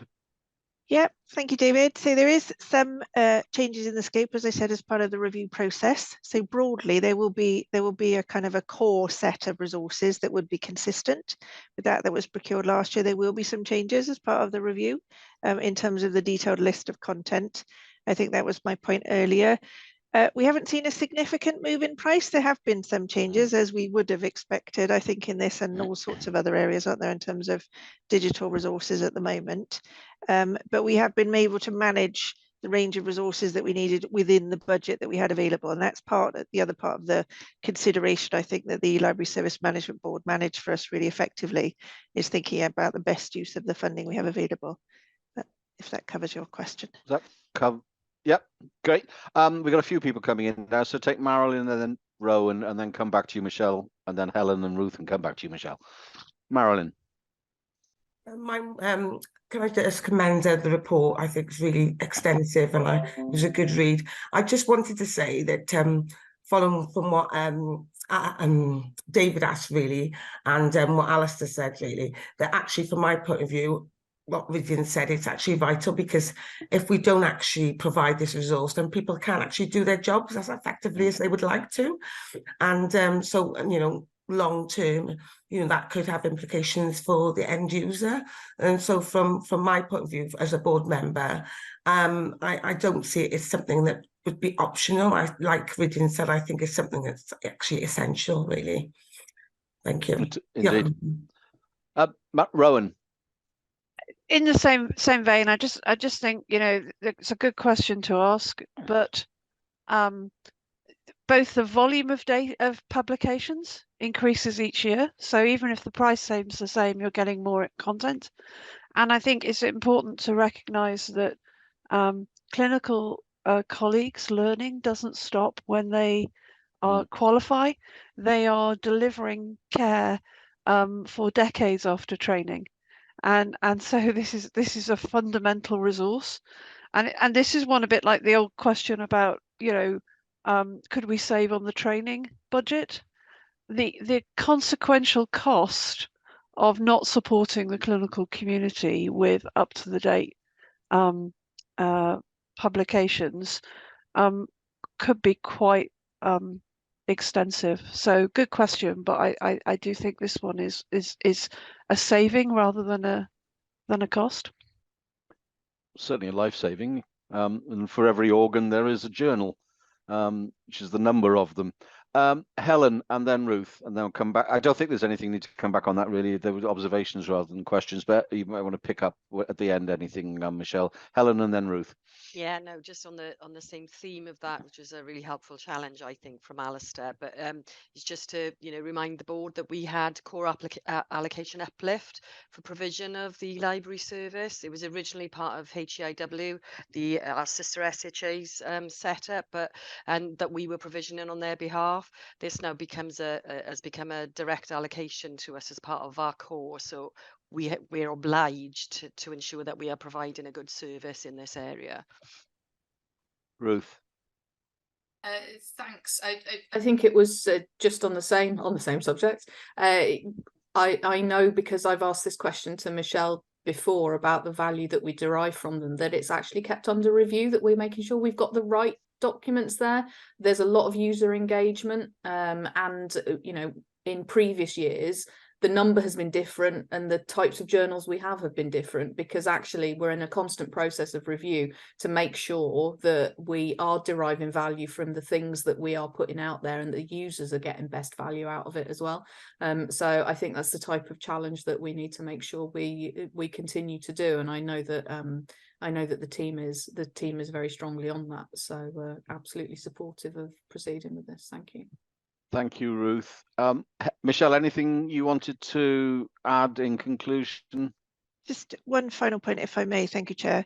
Just reflecting on that conversation, really helpful. I think the fact that we've centralised the service has allowed us to optimise the agreements, actually. So traditionally, this would have been provided by individual health boards or individual small organisations, all trying to provision this knowledge base to their users. So the decision that was made a number of years ago to provide a central national service, if you like, across quite a significant number of users through a controlled access point has allowed us to do something much more optimal in terms of the commercial arrangement. So it's worth recognising that. It's also enabled us to develop it's a small team, but there's quite a lot of expertise in that team, and working with the Library Service Management Board, they've been able to really create quite a lot of focus in this area, which I think has helped us in terms of the service provision going forward.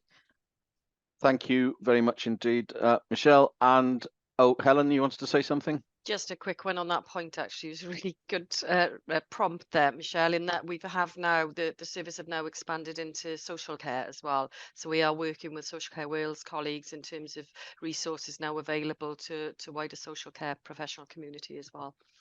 Good. Okay.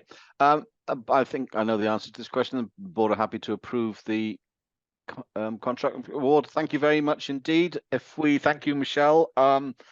If we move on to item 5.4, which is a report on our IMTP, but it also includes an update on the 23-24 accountability conditions. And I think also we're going to be given an outline of the 24-25 IMTP plan, but I presume not the plan, the approach to producing the plan. And it's back to you, Ifan. Diolch yn fawr iawn, Simon. Dwi'n mynd I gymryd y papur mewn dau ran, os yw hynna'n iawn. Yn gyntaf, byddai'n canolbwyntio ar IMTP eleni, cynllun integredig tymor canolig DHW. Just rhoi diweddariad ar ble I ni, a mae hwnna yn cynnwys yr amodau.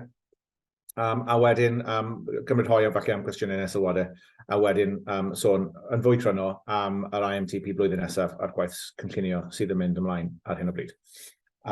Felly, fi fyddwch chi'n cofio I ni gyflwyno ein IMTP ar gyfer y 2 mlynedd bresennol, sef 23 tan 26, meddwl. 23 tan 27. 23 tan, about 3 mlynedd, nôl yn mis Mawrth. Ac yn fuan iawn mewn I drafodaethau manwl gyda'r Llywodraeth, yn arbennig gyda ffocws ar waith cyllid. Trwy'r haf, I ni wedi cael cyfarfodydd fel bwrdd, a mae cryn dipyn o waith wedi bod yn ymlaen trwy tîm Clare a trwy waith Clare, a mae hwnna yn yr eitem nesaf ar yr agenda. O ganlyniad I hynny, roedd yn mis Hydref cyn i'r Llywodraeth gydnabod yn ffurfiol yr IMTP. Hynny, bod yna drafodaethau wedi mynd ymlaen, ond oedd yn mis Hydref cyn I nhw gydnabod yn ffurfiol. Ac wrth bod nhw'n gwneud hynny, fel sy'n wastad yn digwydd, roedd yna amodau atebolrwydd, accountability conditions, yn y llythyr hwnnw. Mae rheina yn bethau ychwanegol, mae'r Llywodraeth yn gofyn I ni flaenoriaethu yn ystod y flwyddyn, yn aml iawn yn bethau nifel rheol, yn bethau ni wedi trafod gyda nhw cyn hynny, trwy gytundeb. I ni wedi ymateb yn arlafar i'r Llywodraeth yn erbyn yr amodau atebolrwydd hynny trwy 2 gyfarfod rheolaidd. Un yw'r IQPD, yr Integrated Quality Performance and Delivery Meeting, sef cyflawniad ansawdd a pherfformiad integredig, dwi'n meddwl. Oedd hwnna mis Hydref ar ôl derbyn y llythyr. A Clare a finna yn cynrychioli, a Sambol yn cynrychioli DHW. A wedyn yn ein cyfarfod JET, sef y tîm gweithredol ar y cyd, lle I ni gyd fel bwrdd yn cyfarfod gyda cyfarwyddwyr y Llywodraeth eto I drafod yn perfformiad trwy'r blwyddyn, a fyna hefyd wnaethon ni drafod ar amodau atebolrwydd. Mae Helen yn nawr wedi ymateb i'r Llywodraeth yn ffurfiol trwy lythyr, yn nodi beth sydd yn y llythyr, hynny yw beth sydd yn yr appendix i'r papur sydd ger eich bron chi heddiw, A i ni mynd i fod yn adrodd i'r Llywodraeth trwy'r cyfarfodydd rheolaidd hyn ar yn cyflawniad ni yn erbyn yr amodau. A mewn sawl maes, byddwch chi'n gwybod bod ni wedi cyflawni yn erbyn yr amodau hynny eisoes. Felly, dyna sefyllfa o ran yr IMTP eleni, mae wedi nodi, ni wedi derbyn amodau atebolrwydd ychwanegol, ni wedi trafod rheina yn fanwl gyda'r Llywodraeth. Mae Helen wedi ymateb, felly mae gyda ni audit trail llawn ar hynny, a na i jyst cymryd rhoi fyna a mynd o gwestiynau neu sylwadau cyn sôn am IMTP blwyddyn nesaf. Okay, thank you, Ivan. Helen. Yeah, and it's just to draw out that, as colleagues can see what's included in the detail of those accountability conditions. There was one particularly that we wanted to kind of draw out in terms of Welsh Government, the expectation that that was set out in the condition. We're meeting it in a different way, so we just wanted to be really clear about that. There was one around the delivery condition, around how we would group together certain things under one portfolio, but of course we've already set out what's in our portfolios and how we're managing that through the IMTP itself. So we wanted to be very clear with government that we already have a robust mechanism for managing the provision of the services under those portfolios, and we wouldn't be pulling kind of some of these disparate things together into another portfolio. We had set out our direction of travel in the IMTP itself, which was accepted. So that's all included within the letter. Okay. Anyone else want to come in with any comments or questions at this stage? If not, go back to you, Ivan. Okay, back to you, Ivan. Gret, diolch yn fawr iawn. Cyn i fi symud ymlaen i'r nesaf, ac ddylwn ni hefyd sôn bod mae yna gynllun datblygu proffesiynol ar gyfer y gymuned gynllunio, Programme for Planning, dwi'n siŵr beth yw'r teitl, PP4L, Planning Programme for Learning. Mae yna gynhadledd sydd yn digwydd dwywaith y flwyddyn, a mae cyrff gwahanol yn noddi bob un o'r digwyddiadau hynny. DHCW oedd yn noddi'r un diwethaf, tua mis yn ôl. Oedd dros 200 o bobl yn y cyfarfod hwnnw, yn cynnwys y gweinidog a Judith Paget, y prif weithredwr, yn siarad am y fframwaith cynllunio sydd o'n blaen ni ar gyfer blwyddyn nesaf a sefyllfa ni yn ar hyn o bryd. Serch hynny, does na ddim amserlen na fframwaith wedi gyhoeddi gan y Llywodraeth eto. Fel arfer, mi fydde hwnnw yn cael ei gyhoeddi yn yr Hydref. Ond i ni yn bwrw ymlaen gyda'r gwaith o ddatblygu yn IMTP, bod ni heb dderbyn yn ffurfiol y fframwaith hynny na'r amserlen eto. Ac ni'n gwneud hynny mewn ffordd sydd erbyn hyn yn gyfarwydd, fyddwch chi'n cofio bod yr IMTP llynedd dipyn yn fwy cryno a dipyn fwy tyn a dweud y gwir, bod ni wedi cryn dipyn o waith llynedd ar yr IMTP gyda chefnogaeth y bwrdd. Felly ni wedi cychwyn yn gwaith eleni, mae yna weithdai wedi cynnal ar draws y sefydliad yn erbyn bob un o'r portfolios ac yn erbyn cynhadaeth 5, sef ymddiried ynom fel partner. Dyna sydd yn rhoi y gwaith crau i ni, sydd yn bwydo mewn i'r IMTP flwyddyn nesaf. Ni'n cyfarfod fel tîm gweithredol wythnos nesaf fel mwyn edrych ar hyn. A'r her sydd o'n blaen ni yw bod yna, a fi'n siŵr bydd aelod yn croesawu hyn, mae yna uchelgais yn y sefydliad, ar draws y sefydliad, trwy'r holl tîmoedd, i wneud mwy, i gyflawni mwy, ac i symud ni mlaen yn erbyn yn amcanion strategol. Ond yr her sydd gennym yw bod ein adnoddau yn gyfyngedig iawn, ac mwyn gwneud sawl peth newydd, mae rhaid i ni naill ai stopio neu arafu pethau pwysig i ni'n gwneud yn barod, neu ffindio dulliau llawer iawn mwy effeithlon mwyn bod ni'n gallu gwneud mwy a wneud rhagor gyda'r un adnoddau, a dyna un o'r pethau byddwn ni'n edrych yn fanwl ar wythnos nesaf. I ni yn disgwyl byddwn ni'n cael amserlen rhywbryd cyn y Nadolig. Dyn ni ddim yn meddwl y byddwn ni yn cyflwyno yr IMTP ffurfiol yn mis Ionawr, ond felly byddwn ni'n dod â diweddariad i'r cyfarfod nesaf yn dangos i chi lle ni wedi cyrraedd o ran drafftio. Erbyn hynny byddwn ni'n disgwyl bod gyda ni amserlen ffurfiol a bod gyda ni fframwaith ffurfiol. Ond mae pob beth ni wedi clywed o'n sgyrsiau ni gyda'r Llywodraeth yn dweud na fydd yna newid sylweddol iawn. Felly ar hyn o bryd, dyn ni'n bwrw ymlaen ar fwy na lai y patrwm sydd gyda ni ceisio bod mor sefydlog a fedrwn ni mwyn dod â'r diweddariad i chi yn gynnar yn y blwyddyn newydd, a wedyn byddwn ni'n symud ymlaen o fan hynny. As I recall, we signed off this year's at our March meeting, didn't we? Yes. Was it 2 days before we had to submit it? And that's to do to the timing of our meetings rather than anything else. Okay, Anyone got any questions or comments? David? Thanks, Simon. Thanks, Evan. There's reference to, excuse me, to future pipeline in the report that you issued. Have we got any expectation of any new programs that are going to come down the towards us? And particularly picking up on the comment you made about limited resources, and we've got a load of new programs that we've inherited this year. So, do you anticipate anything major coming through? And my supplementary was, where are we with the iCare program that was transferring to us? Is that in scope of the IMTP or not?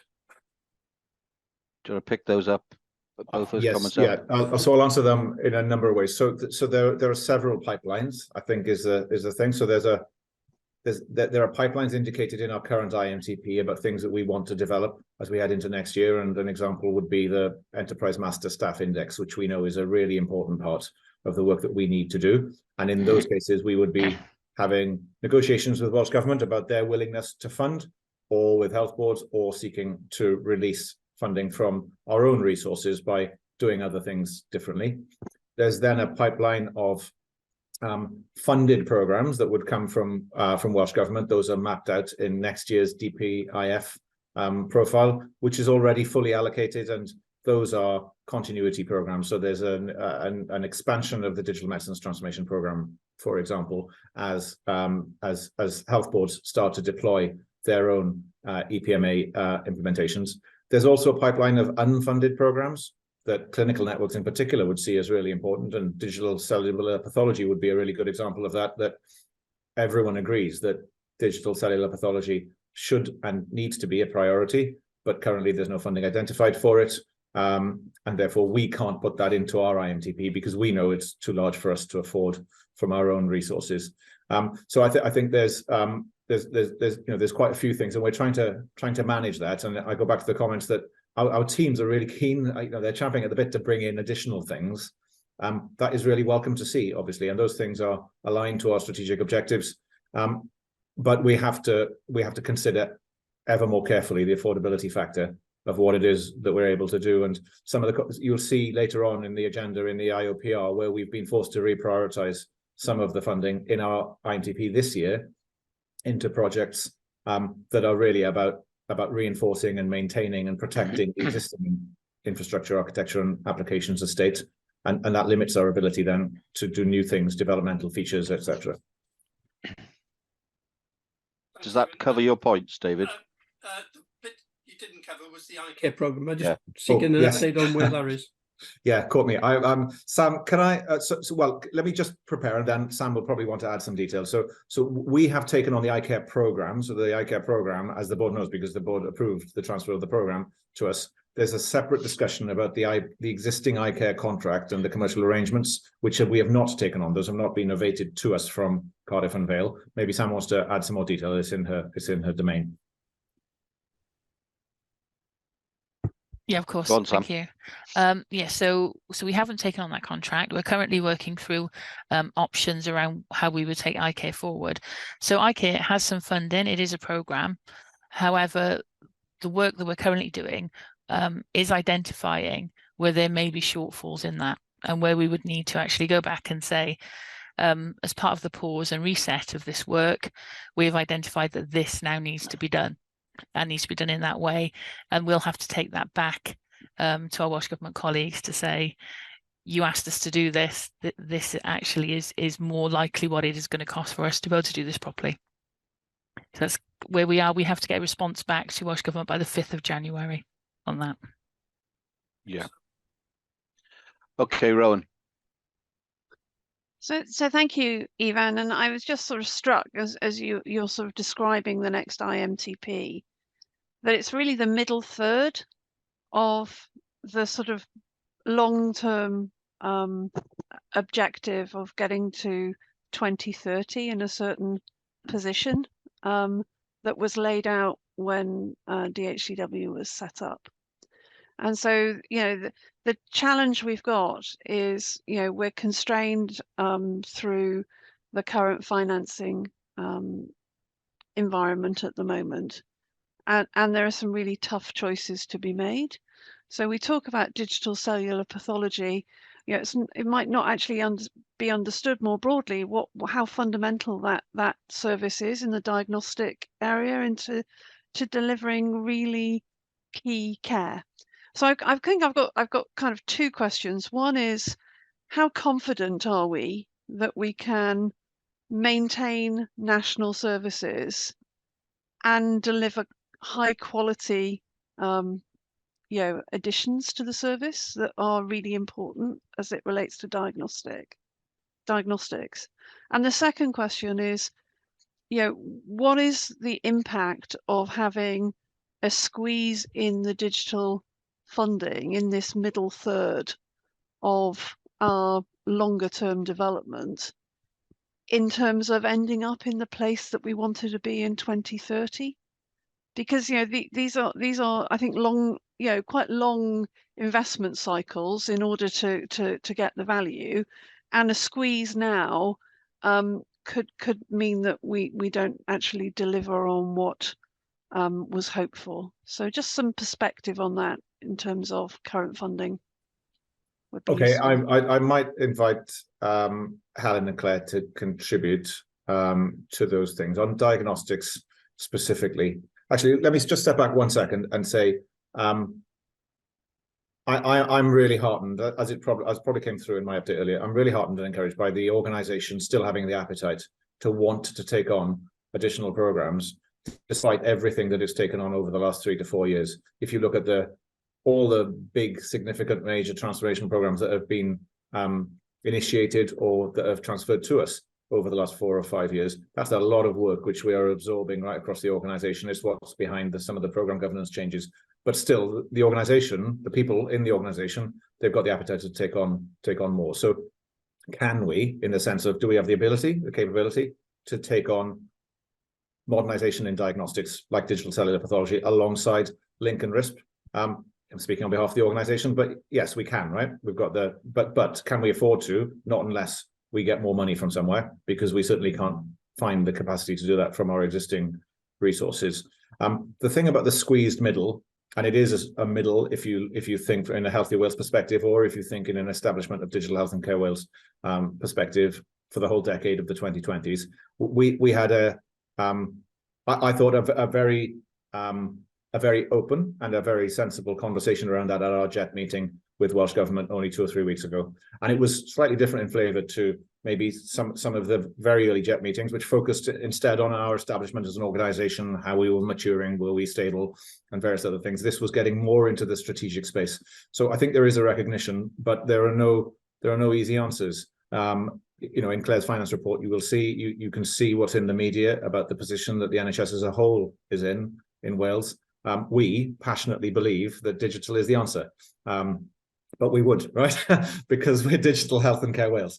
And we're working really hard to persuade our stakeholders, all of them at Welsh Government and Health Board Partner and everywhere else, to have the same conviction as we do that digital data and technology is the way out of the situation that we're currently in. But there's still work to do, I guess I would say. So that's more a reflection than an answer. I'm not sure that there's a solid answer. Clearly, the position that we've got right now is that we are being forced evermore to prioritise the maintenance of our existing services. And you will know well enough, as with other members, the longer we do that, the more technical debt we build up. And the more technical debt we build up, the more we are forced to put money into non-value adding activities to keep those things alive. And the bigger the task eventually of replatforming and moving. So we're very conscious of the challenges. Helen? Yeah, thank you, Evan. Actually, I think you covered quite a lot of that there, isn't it? In terms of, the diagnostic piece, and when we've clearly prioritised that, but not just us as an organisation, since taking on the delivery programmes for the new laboratory system and the new radiology systems. But it's been prioritised as a system, isn't it? So that's where a great deal of the digital priority investment funding is actually going to be allocated over this year and next. And actually, they're major kind of system implementations. But Evan's right. if as a system we're deciding that digital cellular pathology is a priority, and I think the system actually does accept that we need to move that forward, then we have got to, as a system, find the money for actually making that a reality, and it would fit with our diagnostics portfolio and the skill set and the resources that we've got in place that we would need to kind of increase. But actually it would mean that it would be a holistic program of work, part of a wider diagnostic portfolio, rather than something that is happening elsewhere and then, you know, not aligned in terms of that kind of implementation and delivery. And the bit for me around the squeeze, I think, and you know, given where we are financially, is all the more important, I think, for some of the stuff that I picked up earlier in my report. The conversation with the wider system, that collaboration that we need with the wider system, with the transformation programs, with the clinical networks, the, you know, how data and digital actually becomes kind of pivotal and at the heart of those conversations, and the service redesign that is happening and needs to happen in a more kind of perhaps strategic way, that we have data and digital at the heart of that, so that we can maximize the opportunity of the investment that is available, so that we can really support that kind of recovery and transformation kind of agenda for the NHS. So that for me is absolutely it, because we can't just keep talking about the lack of money. We've got to think about actually how we're using the money that is allocated across the system in the best possible way, would be my view on that, Rowan. I've got Claire, and then Rydian wants to come in. I'll keep mine really brief because I'll pick it up in my finance report, Rowan, and I'll highlight why in the short term we've minimised the impact of the over longer term delivery plan for programmes. I think my observation sort of links to what's already been said, but it's an important one. It's really about the resources of the fuel that will drive the development going forward. And actually what is key is the development of those, both internally, and we've got plans to do that, and enhance the knowledge of products and the way we deliver them. But equally, it's about the recruitment of those resources. And although we've done well, we've grown the organisation to over 1,000, that challenge, that pace, keeping pace with that, is where we'll focus on the plan going forward. And it's a continual focus for us. So yeah, we are working on it, and I'll highlight it in my finance report. Rydian. It was just to highlight for the listener why digital cellular pathology is so important, what it actually is. So the vast majority of people who have procedures in hospitals have samples taken. Those samples need reporting to get an accurate diagnosis. If you don't have an accurate diagnosis, you can't have appropriate follow-up treatment. The workforce crisis across histopathology in the UK is dire. It's one of the most vacancies in any consultant specialty, and Wales has been particularly hit hard. We wouldn't run a radiology service without a PACS, and we don't run a blood service without a LIMS. So in addition to safe turnaround, fast turnaround, the ability to push these digital images for second opinions around the world to get better and more accurate diagnosis is one thing. The use of AI in reporting already live in some parts in Wales in prostate cancer, and the Royal College of Pathology training requirement that you will not be able to have trainees unless you have this. So it's a vital part of the architecture to deliver self-help services in Wales. Thank you, Rydian. Rowan, and then we better move on.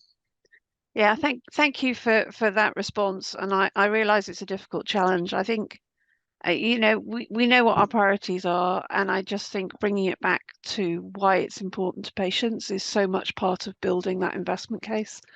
And the second piece is not to lose, you know, the progress we've made in the first third in the fundamental architecture that is going to allow us to be more nimble.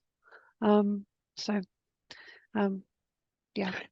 Okay, thank you, and thank you, Ivan, and I'm sure again all the team responsible for sitting behind the report that you've presented. We're asked to receive and note that report, which I know the board will be happy to do. If we move then on to item 5.5, the finance report, and I'll hand over to Claire. Thank you, Chair. I'm going to skip through a series of slides, which I think Jenny is going to flash up. If you move on to the next slide, I'm going to cover four main areas. The first of which is the financial challenge. So if you move to the next slide, Jenny, that'd be great. The second bit then will cover the performance as at the end of October, and some of the key assurance diagrams that we'll show in there. I'll then give you a bit of an outlook into the headline financial challenges that face us for next financial year, and then highlight some of those risks and opportunities financially within DHCW. So if Jenny could move to the next slide, that would be great. And the next one. So to enable us to do this analysis, I've looked at the performance against the budget for this financial year, and I've divided it into some key areas. One that looks at our core services and the core DHCW performance. I will briefly touch on COVID and our activity around COVID and the financial position, and then obviously touch on the Digital Priorities Investment Fund, which will show our pipeline, Rowan, and some of the, and I'll map some of the initiatives and where they sit. And then I will highlight what the outlook looks like for next year and some of the challenges that we've discussed through the presentations this morning. So if we move on to the next slide and then skip on to the next one. So as we were aware in the previous board and throughout January, it was became evident that the NHS Wales financial challenge was heading for a sort of a deficit of around about £648 million. Each organisation was asked to propose savings challenges from 10 to 30%. And following that, the Welsh Government announced a recurrent revenue allocation of 425 million with additional internal funding, which took it to 460 million, which meant that with that additional funding and with the 10% savings plan, the NHS in Wales could achieve a controlled overspend position of 123 million. The important part is really about how they've allocated that funding, because that funding is recognising the COVID legacy. It's also taking into account inflationary pressures, and in particular, the energy pressures that we've all seen over the last 12 months. So if we move on to the next slide, I'll then show you, well, what has DHCW done to contribute to that financial challenge. And before the year end started, we recognised that we were suffering energy and inflationary pressures. And if you recall, we actually wrote an accountable officer letter that indicated that we needed that we were struggling with a 1.9 million challenge throughout the year. We added that to our original savings plan, which took our sort of baseline savings target for the year to 4.2 million. So following the interaction with Welsh Government in July, we as an exec team went ahead and found additional savings. Of that, within our core, those equated to about 0.7 million, which took then our total internal core savings to 4.9. We then worked with other funding streams that we've received where we don't have direct control of, and those included our primary care colleagues and our COVID partners, but also the Digital Priority Investment Fund. And we identified another 3.3 million of non-core funding. And going back to Rowan's point, so where was the squeeze, and where will we see the fallout from that squeeze? And I hope what we've tried to do is minimise the longer term impact of that squeeze, and we focus those within that 3 million. There's 1 million in COVID, and you'll see in the subsequent slides how we've generated that because of a fall in activity, and therefore on the longer term there is minimum impact, but also additional savings from our DPIF related schemes. And most of those came from our two big programmes, which is the NDR and the DMTP. And again, they work through that to do a quality risk assessment. So I think for the current pipeline and the impact, actually the decisions that we've made to support that will have minimum long-term impact. But equally, we have obviously done our half-year deep dives to understand what our overall financial position and outturn is looking like. And we had submitted additional funding for our central data centre migration and also for the SEAM that we talked about this morning.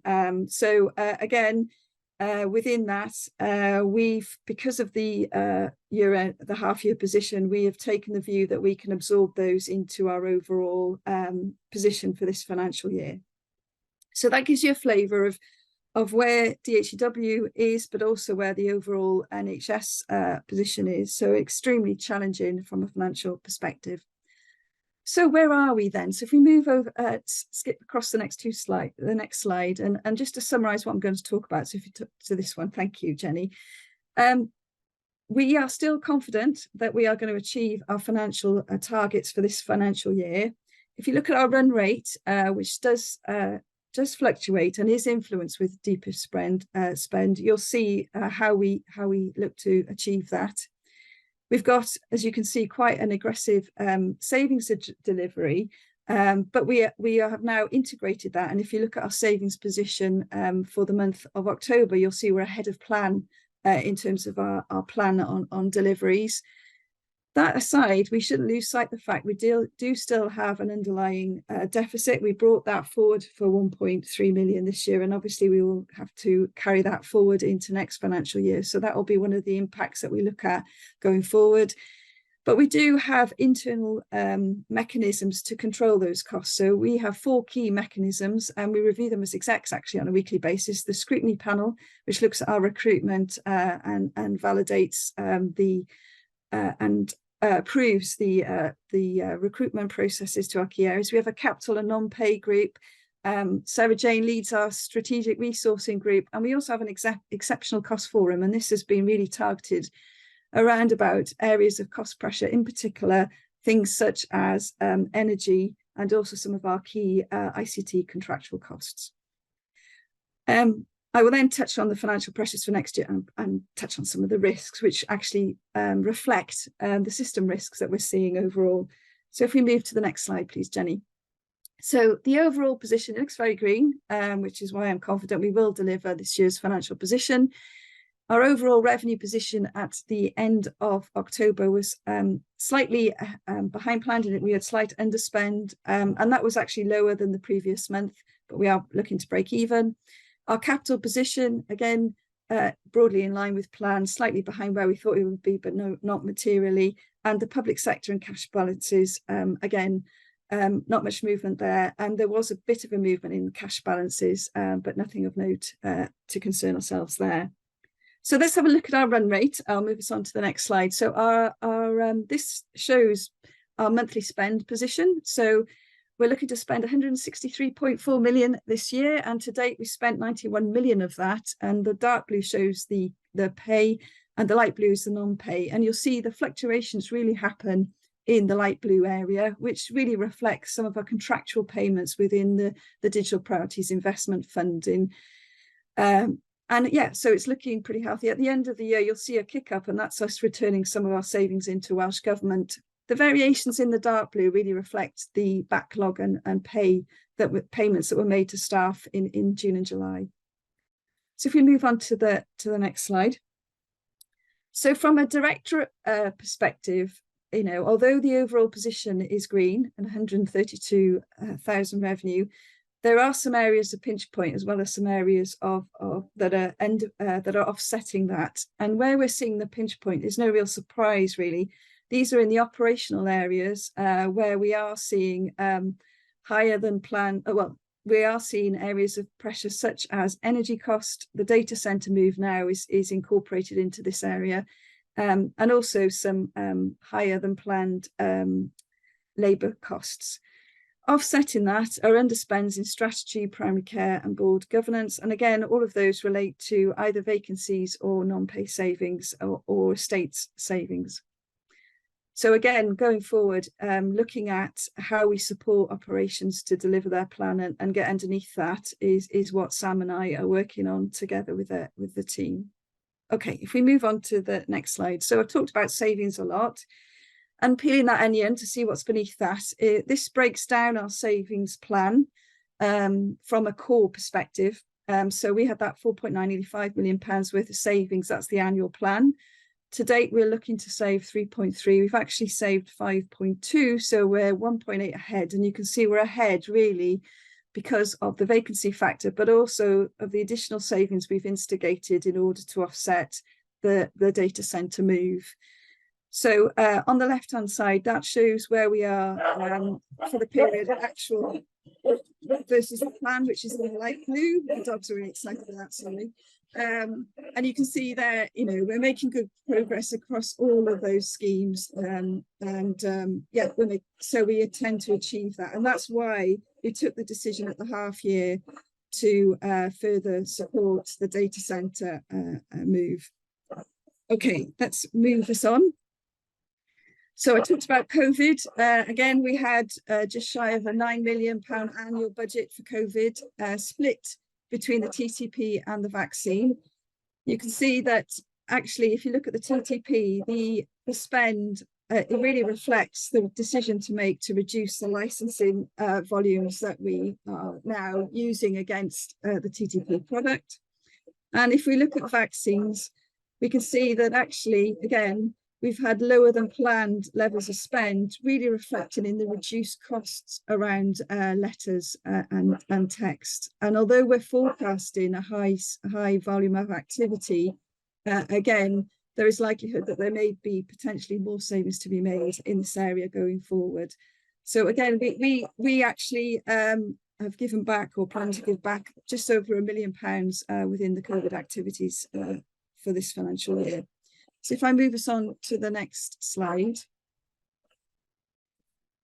Right, this shows us our Digital Priorities Investment Fund. So we've got over £36 million worth of revenue planned to be spent this year. To date, we've spent just shy of £18.5 million, with significant, you know, we're more than halfway through the year. So we've got quite a significant back end spend profile.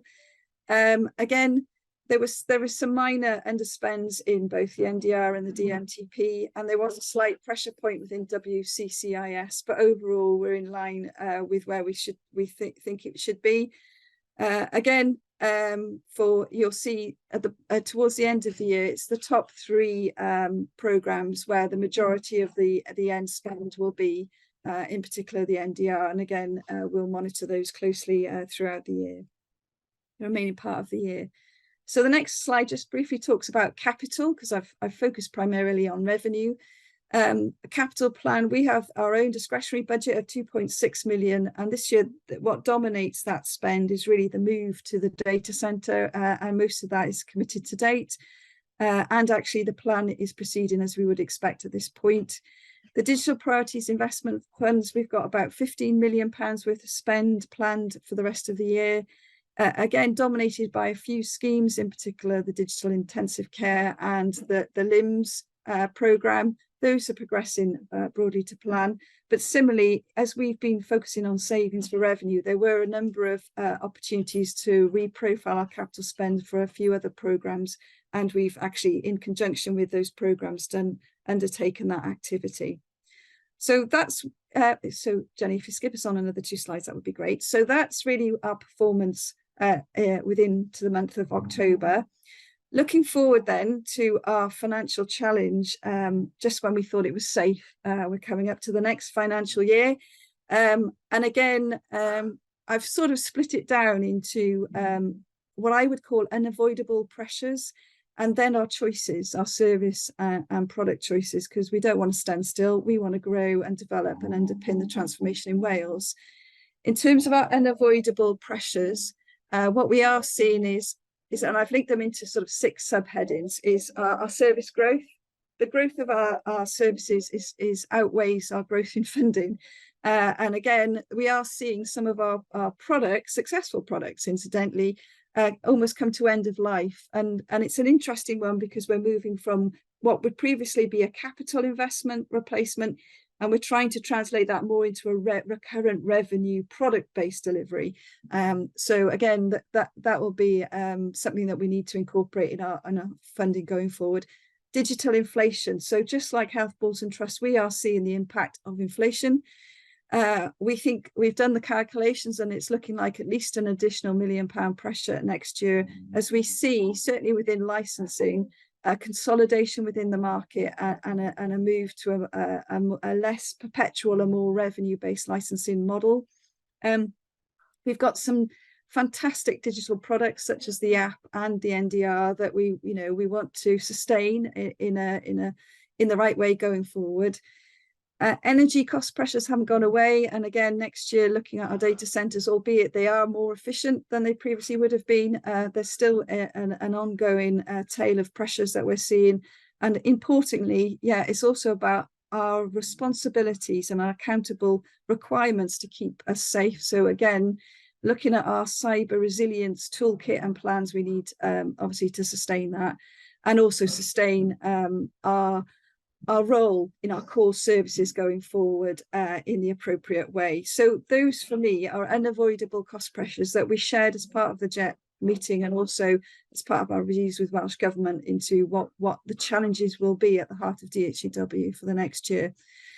We don't want to stand still, and I know both Sam's and Ivan are keen to move us forward and actually developing our cloud and product adoption, and also improving our digital initiatives and toolkits and our products is going to be fundamental. And again, given the backdrop that we've seen, that those will be challenges for all of us, and we have to make the right choices, but those are the choices that we will be flagging up to Welsh Government as part of our IMTP.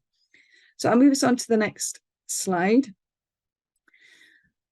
So we've been as part of, and we'll see this in Mission 5 later on, obviously we want to develop a sustainable funding model for a digital organisation, and it's a challenge that I've been working on now for a while.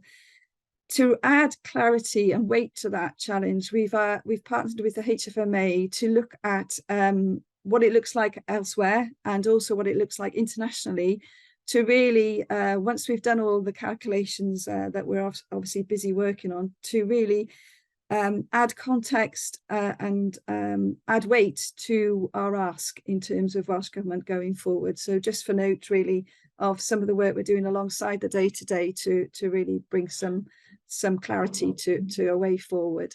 If we move on to the next slide, please. So finally, just to highlight our risks and opportunities. Clearly, digital inflation, contractual energy cost increases remain a pressure and remain a risk for us going forward, particularly as we go into the winter months. We continue to monitor that, not just from a usage, but also from a price perspective, and manage it as well as we can. Financial opportunities really is to work and find out what a sustainable revenue-based recurrent model looks like, and how does that compare with others to ensure that we set the right level of funding and have the right outcomes and benefits to justify that going forward. We are still working on our VAT recovery. Simon, I cannot give you a firm confirmation. We had a meeting earlier this month. We are still awaiting the outcome from HMRC. And then, yeah, it's really about how do we profile our vacancies to ensure that we get the right balance and address and support DHEW's growth, but at the same time recognise there's a challenge behind us. So I think there's a last slide that really suggest I want you to note where we are and where the system is in terms of the financial challenge. Note our position in October and the view that we are looking to achieve our financial targets for this year, and really to start to understand and appreciate some of the challenges going into next year for DHEW. And together as a team, as part of our IMTP with Ivan and his team, we're working through what choices we will have to make in order to maintain that position going forward. So thank you, Chair. I'm happy to take any questions. Okay, if we just take the slides down so I can see. Okay. Yeah, so I was just thinking there was something on my headstone about, and we're still waiting for the HMRC to come back to us. Rowan and then David. Just a little bit more colour, Claire, on the HMFA work. So sort of being able to articulate how much health systems spend on digital technology, I think is helpful. I would also observe that there is a piece here about, there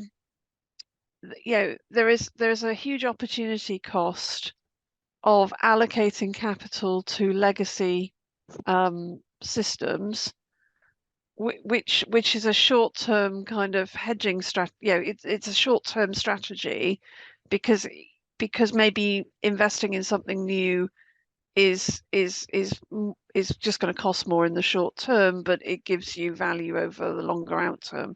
So if you've got any kind of metrics in that study that's going to give you some granularity in their outputs. So like any analysis, it's only as good as the data you can get. And actually, I have to say the English system has quite a detailed analysis of data. So we're currently under the data analysis and collection stage. So we're not in a position to say yet what insight that gives us. But when we have that would be helpful. I think you're right. We're in a transition, right? What we don't want to do is replicate capital investment in hardware, when actually what we need is a recurrent revenue product-based approach to financing.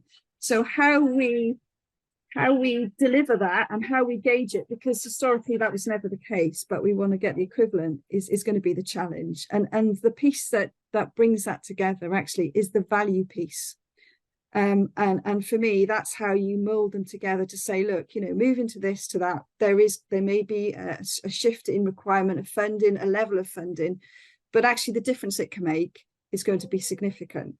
And I want to move the conversation from digital is a choice to digital is a necessity, but it's also an investment. And that's the bit that demonstrates the scale and the recalibration of the requirement in a way that's not unreasonable.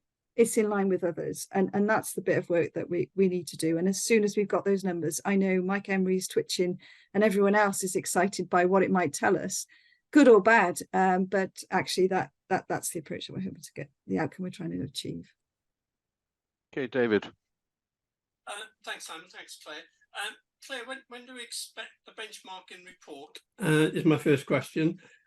Second relates to we're overperforming in terms of savings on vacancies, and you mentioned how we're dealing with prioritising where we do spend money and the like, which I think I took to understand as that's how we're managing getting to the end of the year safely.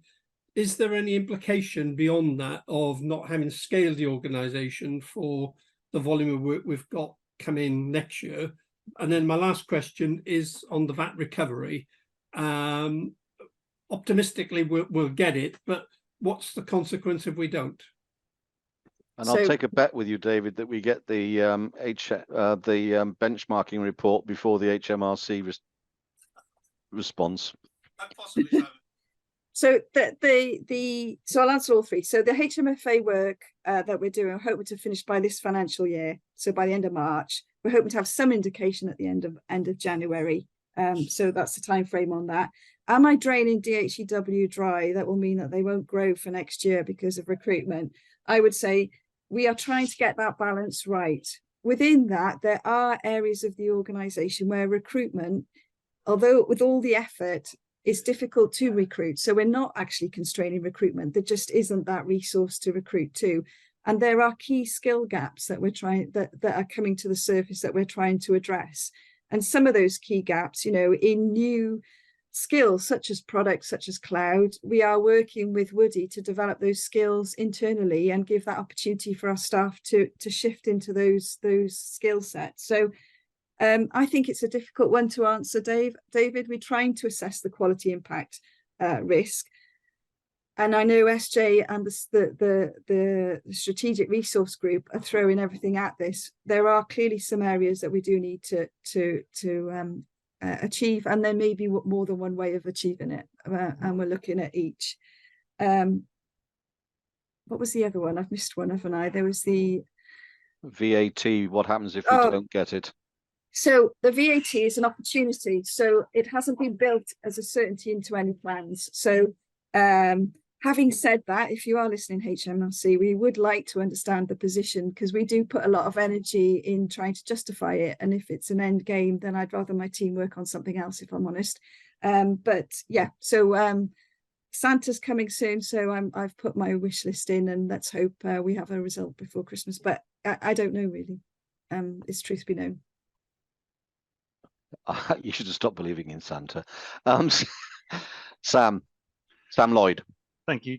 Just to add in response to the question that Rowan asked as well, we are looking at increasingly at the whole life costs of products and services, and then the options that kind of multi-year cost model then offers in terms of how they're delivered. So, for example, for our data center infrastructure, we're looking at the 5-year opportunities around transition to cloud. So, what are our major investment decision points around data center contracts or hardware reprocurement or software licensing, and building that into a multi-year model, and then understanding what that would look like if we were to transition those services to cloud over that period. So, we can start to, that then really starts to inform some decision making and starts to identify where there might be opportunities that we can find over time.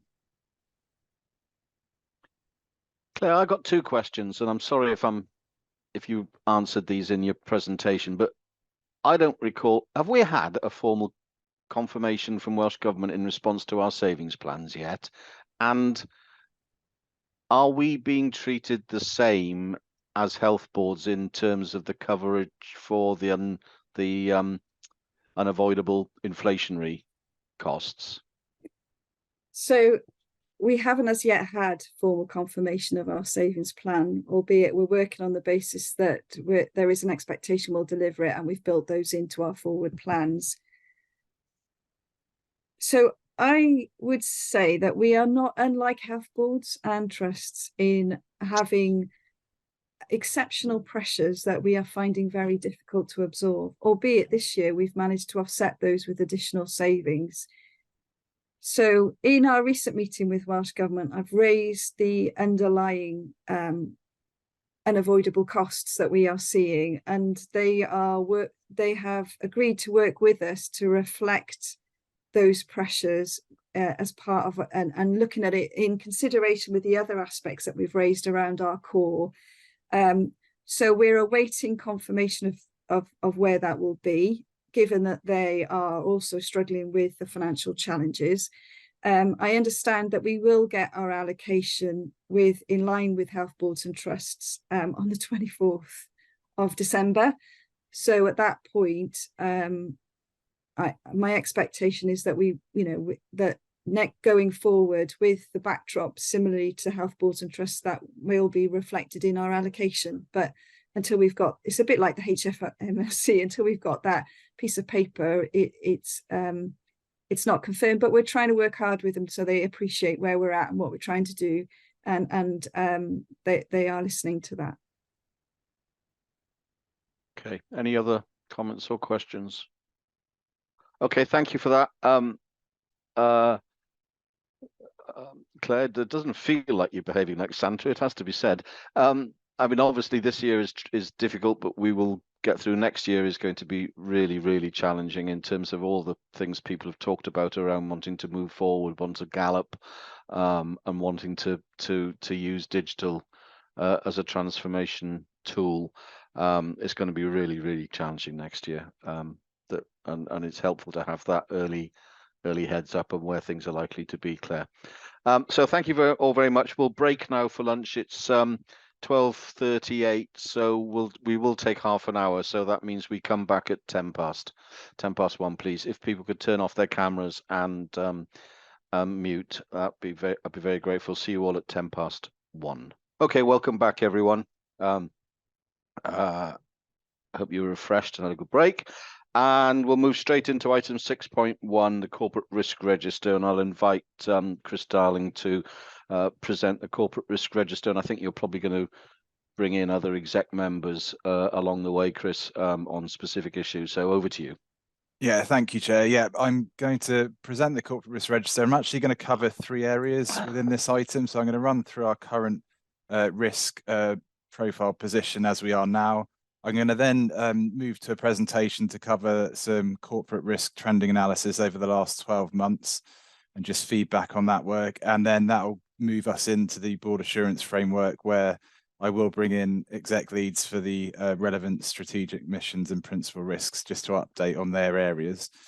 So just starting on the cover paper, item 6.1, and the report, I've started slightly differently this report. I've incorporated Alistair's comments from the last board meeting. So you'll note section 3.3 of the report starts looking at risk through the lens of opportunities. So as Alistair rightly pointed out at the last meeting, there are a number of threats and opportunities that our risk landscape presents us.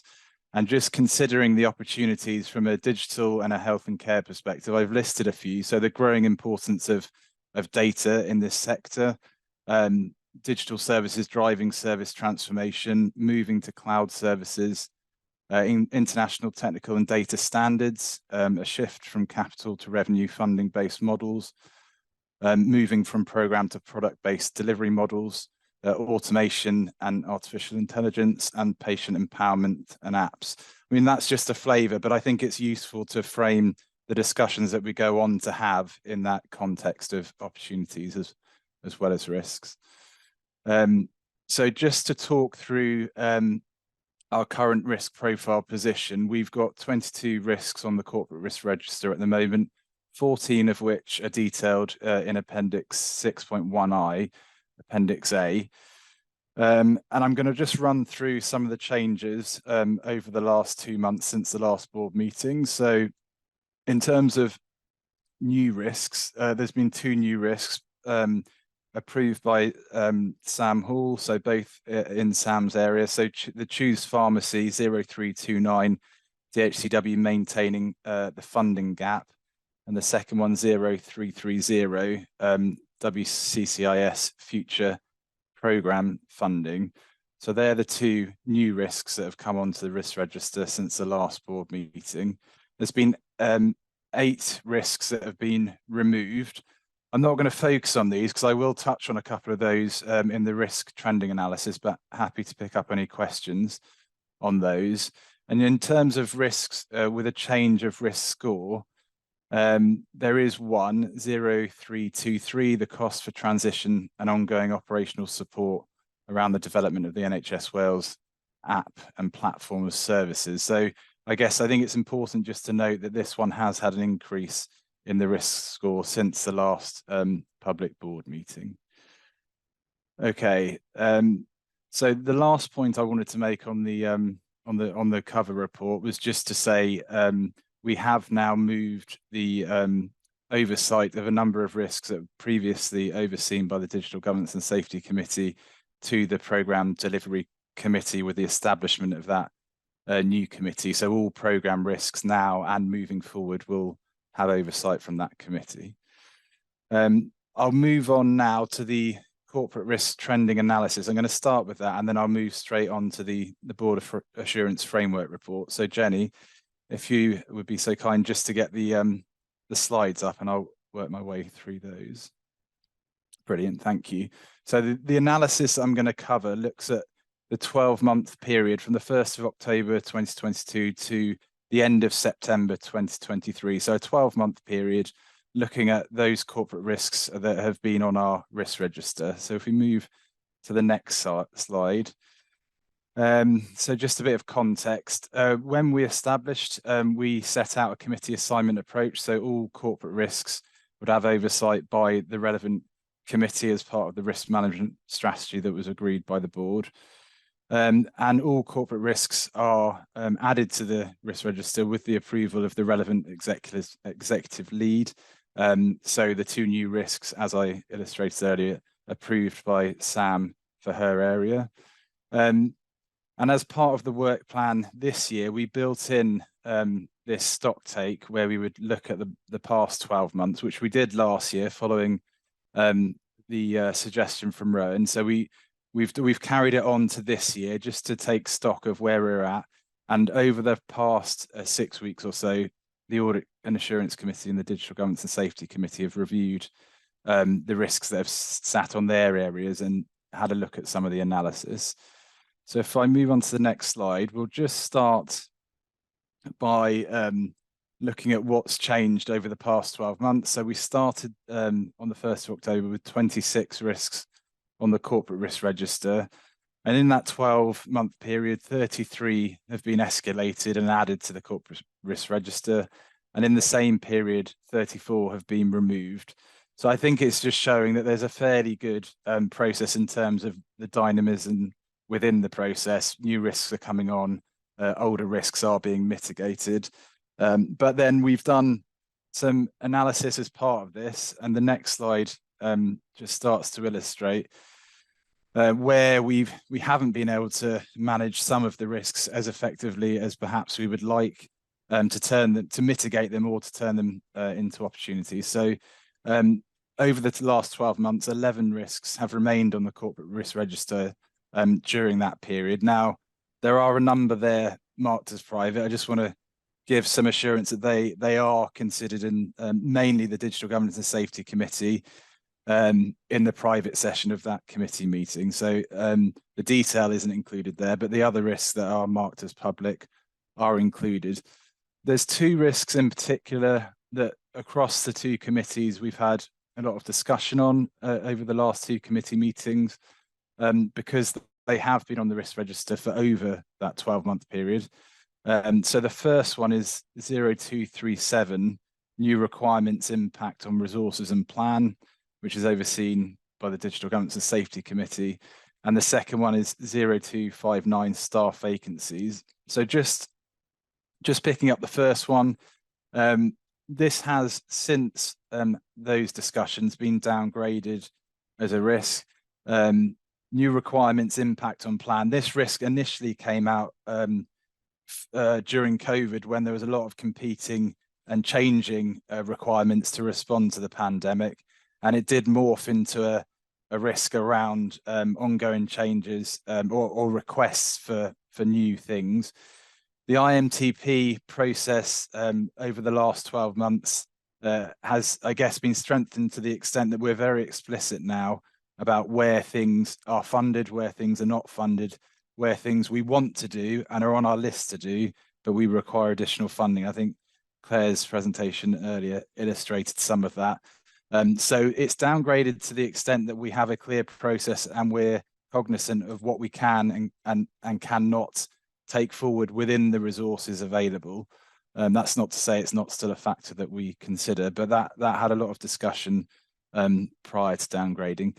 The second one, 0259, the staff vacancies risk. So this is one where Sarah Jane's the executive owner for that risk. And again, had a lot of discussion around that risk and the role of the strategic resourcing group overseeing workforce gaps and ensuring staff recruitment or contractor capacity are in place to allow us to deliver.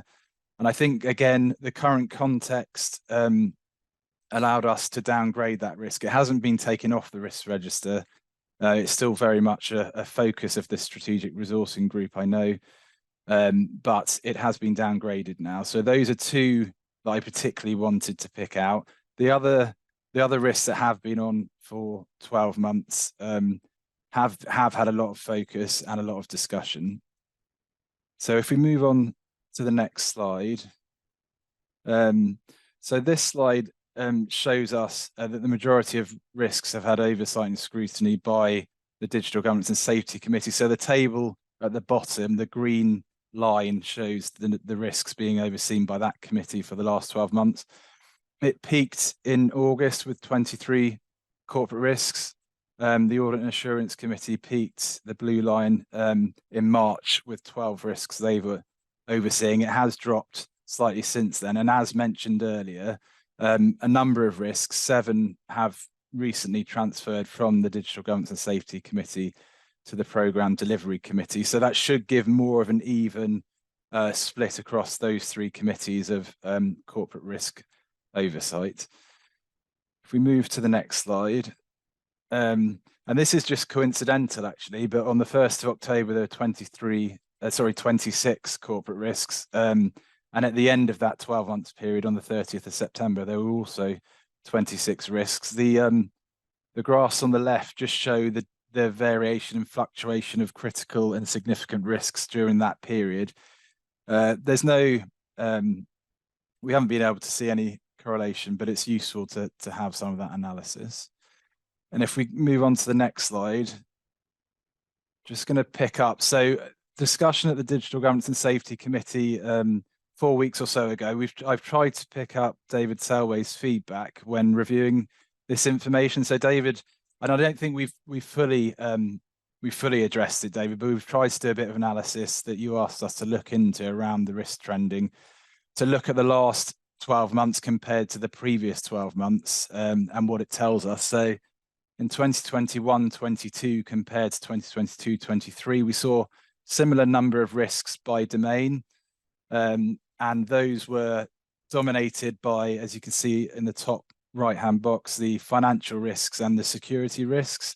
So for both periods, or the last 2 years, they have been our highest risks by risk domain. Comparing 2021-22 shows more risks being closed more quickly, so within 1 to 3 months compared to the most recent period, but we did close significantly more during the most recent period within a 4 to 7 month period. And there were no trends that we identified in terms of time of year when risks came on or came off. So this is extra work we've done more recently, and we'll continue to do a bit more analysis on this. So thanks to David for instigating that thought process in terms of looking at the previous year. So if we move to the next slide, and we've started to map corporate risks to the strategic missions as well. So the fewest risks we've got assigned to principal risks and strategic missions with the highest risk appetite. And I think that's quite reassuring. So where mission 4, we've got an open risk appetite, and we have the fewest number of corporate risks, and mission 3 and 5 we're moderate. So we're reflecting that as a board, we're agreeing for those areas we'd expect to see fewer controls because we're empowering opportunities to be taken. But areas where we're more cautious, so strategic missions 1 and 2, we take a cautious risk appetite, and that is reflected in our corporate risk register in terms of the risks falling into those domains. So this trending analysis, I think, is a good opportunity to challenge ourselves as an exec, as a board, about where risks are becoming long-standing. Are we doing what we can and should to mitigate them and to manage the threat or to realise the opportunity? So I'm going to move from this slide, hopefully seamlessly, into the next slide, which starts the BAF dashboard. And I'm going to very quickly go through the first few slides to leave time for each of the exec leads to run through their areas and just comment on progress and plans over the next period. So this is a 6-monthly update of the board assurance template. There's been no change to RAG status for any of the missions, so they're all amber at the moment. And some of the key controls and assurance changes are summarised in this slide. If we move on to the next slide, just a reminder of our risk appetite, and that as a board we've agreed that DHW must take risks to achieve our strategic mission. So we know we have to take risks. We're doing that in a controlled or agreed risk appetite that we've set out. So on to the next slide, we'll just see a summary of our principal risks as they're articulated. The current risk scores are set out in the middle. And then the target risk score that we're aiming to get to is set out on the right-hand side. And the next slide just demonstrates that the majority of the principal risks, we're looking to reduce the likelihood of the risk happening in order to give the strategic mission the best chance of being delivered. So if we move on to the final slide, I'm going to comment on. So this just gives a summary of the Bwrdd assurance position, the current risk appetite, which exec leads might want to comment on for their areas, and the assurance of amber across the board at the moment. It feels quite brave, doesn't it, going to green or red, but so it's currently amber for the 5 strategic mission areas. Now, the one thing I don't know is whether Ivan has returned. I know he had to drop off because I'm planning to hand. Yes. Yes, excellent. Okay, so I'm going to hand over to Ivan, and then I'm going to ask if Ivan, you can hand on and colleagues can hand on until we get to the last mission, which is Claire, and we'll conclude there, just so we're not going back and forth. Thank you, Ivan. Great. Diolch yn fawr iawn, Chris. Sorry, oedd fy nghamera wedi diffodd ei hun am rhyw reswm. Os allwn ni fynd i'r sleid nesaf sydd yn dangos y genhadaeth cyntaf. Felly, y risg yn y maes fan hyn yw bod y platfform sydd gyda ni, yr is-adeiledd a'r data, a'r systemau a'r bensyniaeth agored, bod e ddim mor gryf, ddim mor ddiogel a fedre fe fod, a bod hynna yn dal ni nôl. A hefyd, bod e ddim mor hyblyg a fedre fe fod, a bod hwnna felly yn gwneud e'n fwy cymleth ac yn fwy araf ac yn fwy costus i ni i ddatblygu ac i ddarparu'n gwasanaethau. Felly mae'r rheoliadau i gael ar gwirio yn edrych ar y meysydd hynny, a dwi eisiau yn gyntaf sôn am y statws, felly i ni wedi cadarnhau bod ni yn aros ar lefel amber o ran y risg, a mae hynna oherwydd bod gyda ni platfform diogel, ond i ni hefyd yn gwybod bod ni eisiau fe fod yn platfform mwy agored a mwy hyblyg. Ac yn y maes yma, mae'n chwant ni am risg yn ofalus iawn, yn naturiol, achos dyma'r platfform a mae popeth yn rhedeg ar hwn, felly mae angen i ni fod yn hynod o ofalus ac yn wyliadwrus tu hwnt. O ran y penawdau cynnydd ynglyn â'r cynllun gweithredu dros hanner cyntaf y flwyddyn, rhai penawdau yw bod y platfform NDR yn fyw ers mis Awst, bod APIs newydd wedi eu cyhoeddi a bod nhw'n cael eu profi gyda partneriaid, bod y Llywodraeth wedi ysgrifennu at yr NHS a draws Cymru yn cyfarwyddo defnyddio safonau FHIR, Fast Healthcare Interoperable Resources, a bod ni wedi cychwyn ar y gwaith o ymgynghoriad ar cod ymddygiad WASPI sydd yn galluogi ni i rannu data ar draws y sector gyhoeddus iechyd a gofal. Mae rhain i gyd i ni'n gwybod yn bethau sydd angen i ni cyflawni mwyn bod gyda ni platfform sydd yn hyblyg sy'n galluogi ni i draws newid yn fwy cyflym. A wy'n credu bod hynna yn gynnydd cadarnhaol iawn dros y 6 mis diwetha. O ran edrych ymlaen dros y 6 mis nesaf, mae da ni fwy o waith i wneud. Yn gyntaf ar datblygu ein adnoddau ni ar y cwmwl. Hynny yw symud i systemau ag is-adeiledd mwy modern. Mae yna strategaeth yn gyrru'r gwaith hwnnw, ond ni'n parhau ar gwaith yna. A hefyd bod angen i ni wneud cynnydd ar yr addewid data gyda Llywodraeth Cymru. Dyma'r fframwaith bydd yn galluogi ni i rannu gwybodaeth yn diogel a gyda'r hawliau cyfreithiol sydd angen arno ni ar draws y system a i ni'n parhau i gael sgwrsiau gyda Llywodraeth ar hynny. Felly wy'n trosglwyddo nawr i Sam Lloyd.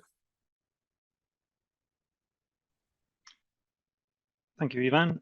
So on to mission 2, if we could move to the next slide. Thank you. So this is to deliver high quality technology digital products and services.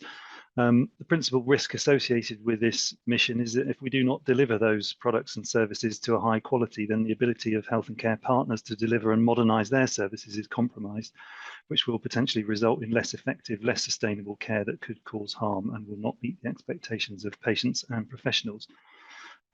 There's a risk appetite that we've set in this space of cautious. Obviously, the impact of changes in this area could be significant. We're processing a lot of patient data in this space.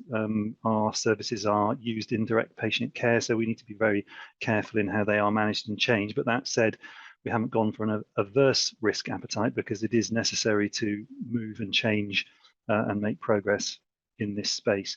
There's a particular quantity of our major programs sit inside Mission 2, so there is a lot of activity, and that does mean we need to incur some risk in order to make progress. Overall status of this mission is amber. I think that does reflect the impact of many of the programs which are underway in this space. Some of our biggest pieces of activity, such as the laboratory informatics system procurement, the radiology informatics system procurement, the laboratory information management system, iCare, some of the other things that we've talked about today are within the scope of this mission. Some of the specific risks that are associated here we've talked about already. So the Choose Pharmacy funding gap, the WCCIS future programme funding, we've covered. The technical debt accumulation risk also sits under this mission. We've done a lot of work to reduce our overall infrastructure debt to replace legacy hardware, to upgrade our data centres and so on. But really the next major phase of work that we face in that space is to modernise our application estate and to move towards a much more holistic national architecture. So there is a significant amount of work to be undertaken there. Key progress over the last 6 months, as I've mentioned, LIMS 2 and RISP have been transferred in from the NHS Wales Collaborative, and we've got delivery plans which are currently on track. We recently went live with electronic test requesting for a pharmacy under GP practice as part of the Digital Medicines Transformation Programme. That was a significant milestone in that programme, which was met with some fanfare. Also, I'm thinking about how we structure ourselves in order to optimise our delivery. So I've started a consultation process within operations to establish the new top-level leadership structure that I need to strengthen capabilities in areas such as DevOps and cybersecurity and digital delivery and architecture and so on. And so the forward look is really around developing the action plan and progressing our target operating model, which is going to bring those changes into fruition and help us build the digital capabilities that we need in order to keep moving forward over the next 2 to 3 years. Thank you. And I'm going to hand back to Ivan for mission 3. Diolch yn fawr, Sam. Fel i chi'n gwybod, mae y 5 cenhadaeth sydd yn y fframwaith gwirio ar gyfer risg. Yr un 5 cenhadaeth sydd gyda ni yn yr IMTP, a ni hefyd yn defnyddio y 3 cyntaf yn arbennig fel ffordd o gyfleu ein pensaerniaeth technegol. So mae yna platfform ar y gwaelod, a wedyn mae yna wasanaethau digidol a systemau digidol sy'n cael ei adeiladu ar y platfform.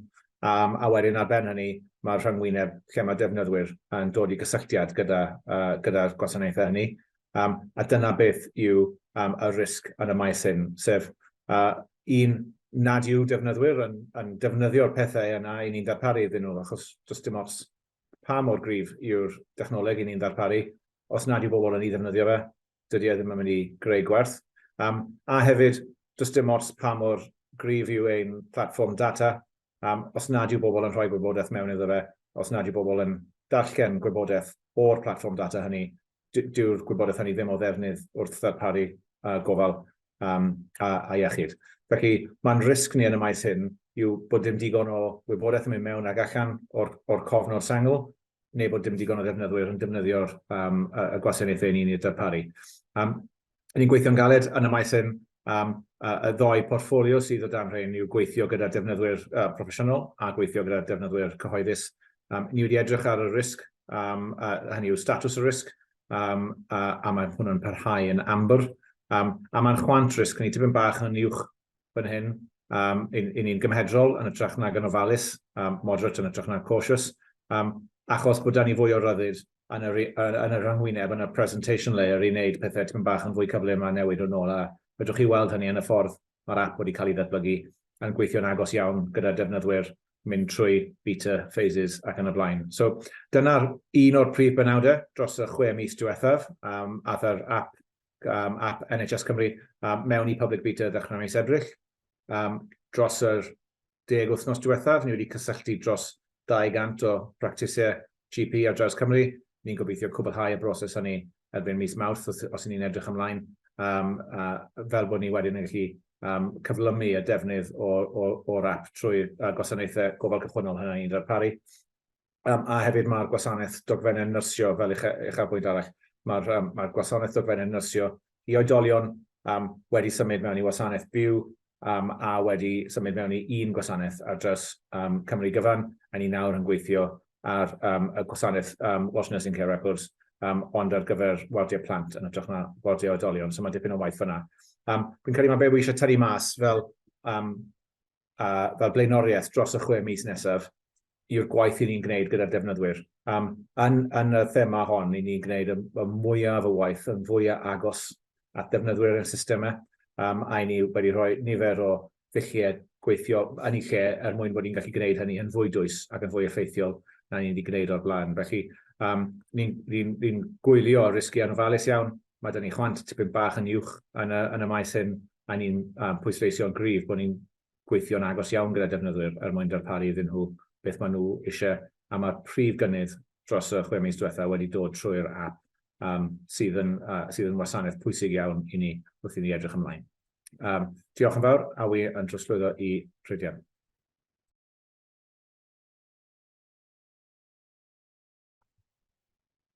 Thank you. Sorry, my camera's a problem. I've switched off and switched back on. Can you hear me, Chair?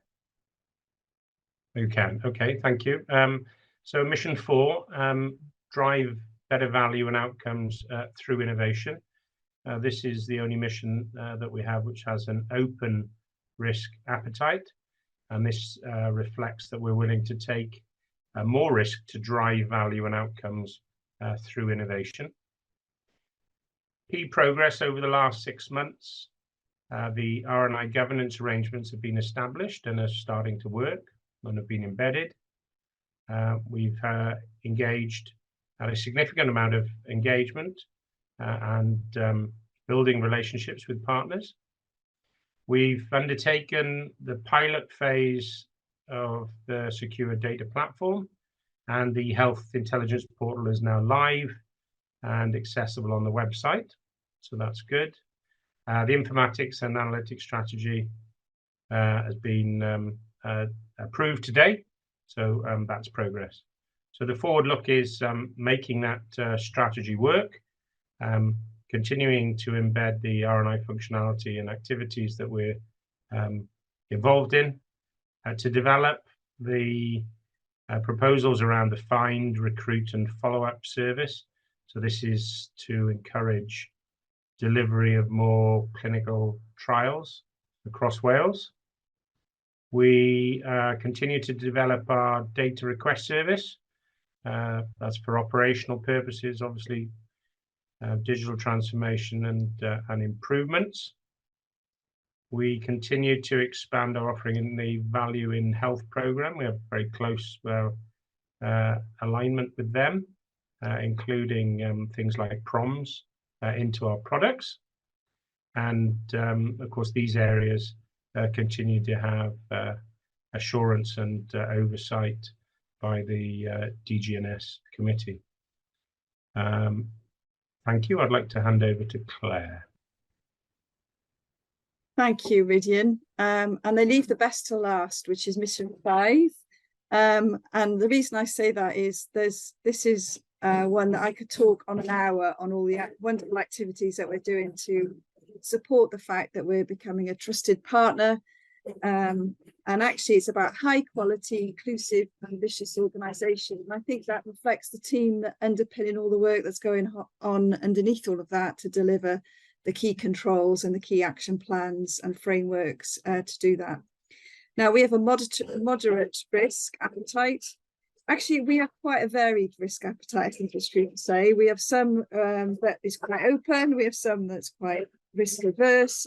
So it's a happy medium, I think it's true to say. And we are currently amber. We have been green, but I think it's because this really reflects a journey that we're on. And although we're sort of more than halfway through the year and we've achieved an awful lot, we've still got quite a lot to achieve in the remaining part of the year to mitigate some of the risks. It's really difficult to choose some highlights, but I know that we have, and it's so I would say I'd reflect on the fact that we've done quite a lot of work on the digital workforce review, and we're working with our partners, particularly in FedIP, to develop the roadmaps and development plans underneath that. The strategic quality plan has been approved, and obviously the EDI network is established. I know many of you participate in that. The digital inclusion work group has been established and progress is made. And obviously we updated the digital inclusion plan at the March, we updated at the March SHA board meeting. We've done a lot of work on digital maturity with the class and HIMSS work. And Helen actually shared that with chief execs very recently. And we've done many more, to be fair, that I'm probably not doing justice by summarising some of those. Looking forward, it's about really embedding a lot of the plans and frameworks that we've done. We are doing a lot of work, as we already alluded to in my previous slides, on sustainable funding and what does that mean. We've done a lot of work in developing the benefits framework, and actually now it's about the benefits register and being able to demonstrate the outcome of the measures. Nadine's done some fantastic work on stakeholder engagement. She shared that with us yesterday, actually, in sharing that feedback and really sharpening our engagement processes. And obviously we've been developing the digital portfolio office. So Yvonne and the team have been working really hard to really embed a portfolio management approach. So that's one of many of the activities that are going. We met recently to review our risk score and whether we wanted to change it. And actually, whilst we've achieved quite a lot and we've made quite some progress, I think the group felt that actually we wanted to keep it the same. There were some risks in some areas, but actually they were ahead of plan in others. So again, we took sort of a mid review in that. So yeah, so that's mission 5 update. Thank you, Claire. If we take the slides down, because that concludes the run through. And Simon, I'll hand back to you for. Thank you, Chris. Any questions? Ruth, you want to come in first? Thanks, Simon. Thanks, Chris, and thanks all for those updates. Two comments. Firstly, I think the Programme Delivery Committee is going to prove really helpful for us in terms of that additional level of assurance, particularly from the perspective of Audit Committee. I know that I've always felt so many of our risks are influenced by our big programs, and it's not always been clear to me how we get that proper oversight of some of that going on. Notwithstanding, we've had some very good updates at Audit and Assurance, and I know that digital governance and safety have been on the case with this as well. So I'm really pleased that we've started down that route, and I think the first PDC was very helpful. And then I put my hand up in mission 5 because I'm like Claire, I love mission 5. And Claire, you're right, you didn't do justice to all of the work that has happened on mission 5, but what has done justice to the work that's been happening around number 5 is some of the deep dives that we've had at Audit Committee recently, where we've been able to get it under the skin of some of those actions that have been happening. It strikes me that throughout the whole of this meeting today and previously, there's been an ongoing conversation about our dependencies around staff vacancies and around the digital workforce piece. Particularly, it has such an impact on our finances and our ability to deliver.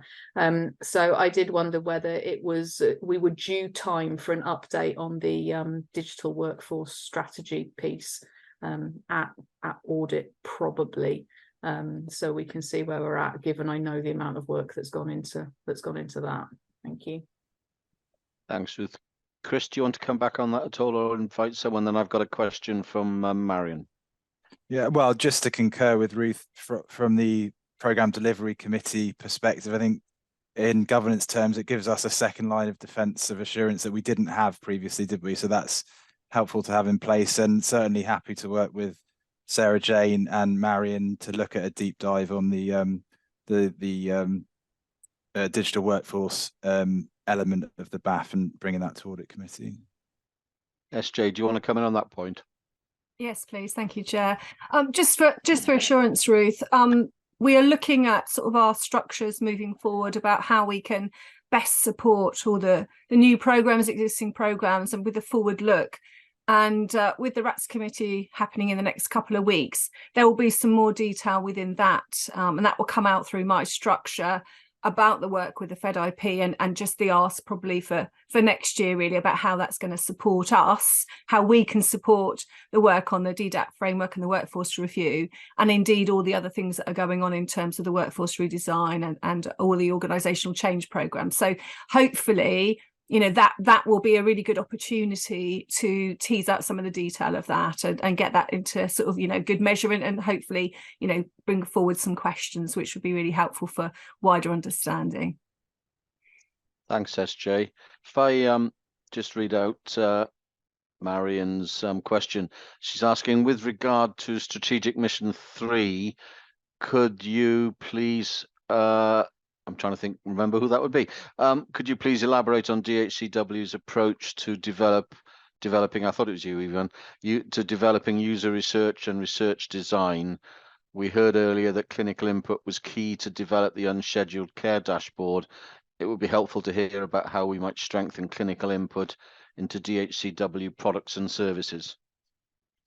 Thank you, Simon. I'll invite Sam Hall in as well. I think she's our champion for user-centered design and setting up a centre of excellence, or working on establishing a centre of excellence. I'll just comment on the NHS Wales app and maybe on the unscheduled care dashboard. So we've always done a lot of clinical engagement. Our major programmes are very strongly clinically informed, and we go out and we spend usually up to a year engaging with clinicians to ask them what it is that they want, and then we try to reflect and incorporate that into the specification requirement for whatever it is that we're purchasing. And an example of that going on right now would be Digital Maternity Cymraeg, for example, or some other programs. We're trying to evolve that, I think, into more of a user design framing, which is not responding to all of the wants of all of the users, but instead using that as the research that you need to inform the design that best meets the underlying needs or demands of the service and of those users, informed by what it is that they tell you that they want in a more dynamic sort of way. And certainly on the NHS Wales app, we've seen lots of that, first through user workshops, then through private beta, and quite a structured, task-oriented. We had 790, I think, users, but every 2 weeks they would be given tasks to work through. We'd seek feedback from them on their feelings around those things. A lot of that was reinforcing what we thought anyway, but some of it was challenging and questioning and suggesting new things, which we then responded to through new features. And we've got active feedback, and we've got active user satisfaction on the app all the way through. So that is broadly what we've got for the unscheduled care dashboards. We've got a senior user group, that, live users of the group that give us feedback through structured mechanisms. So we're trying to evolve all of this, and we're doing it in Mission 3, but we're doing it across all of our other products and applications, because it's a really important part of our organisation, and it's in the design standards, it's in the Welsh Government data and digital strategy for health and care and various other things. So hopefully, Marion, that answers some of the questions. Sam, I don't know if there's anything that you want to add about Centre of Excellence or about UCD in general, because you've got a deeper knowledge of it than I have. Yeah, of course. So we have a working group looking at developing a Centre of Excellence for user-centered design. So that isn't to say that we don't do that already throughout DHCW. There are lots of people doing really good research and designing and providing services and products for people. However, what we really want to do is professionalize that and standardize it throughout the organization.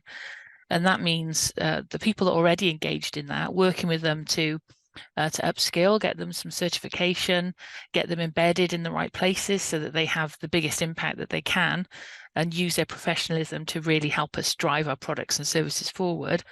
And then to spot those gaps where actually we might not have some of those really well-honed skills. So things like content design, for instance, which is a profession in itself, how to get how to make the best message and get that message to the right people in the right way, and how you use that in a digital world. And so some of these new kind of more emerging professions, we need to get those established within DHCW as well. So that working group has been going now for a couple of months. We're already looking at pilot options around some of the projects we might take forward with them, and also working with people in the clinical directorate who've already started a lot of work on standards around user interfaces and accessibility and usability. So it's a really exciting piece of work, actually.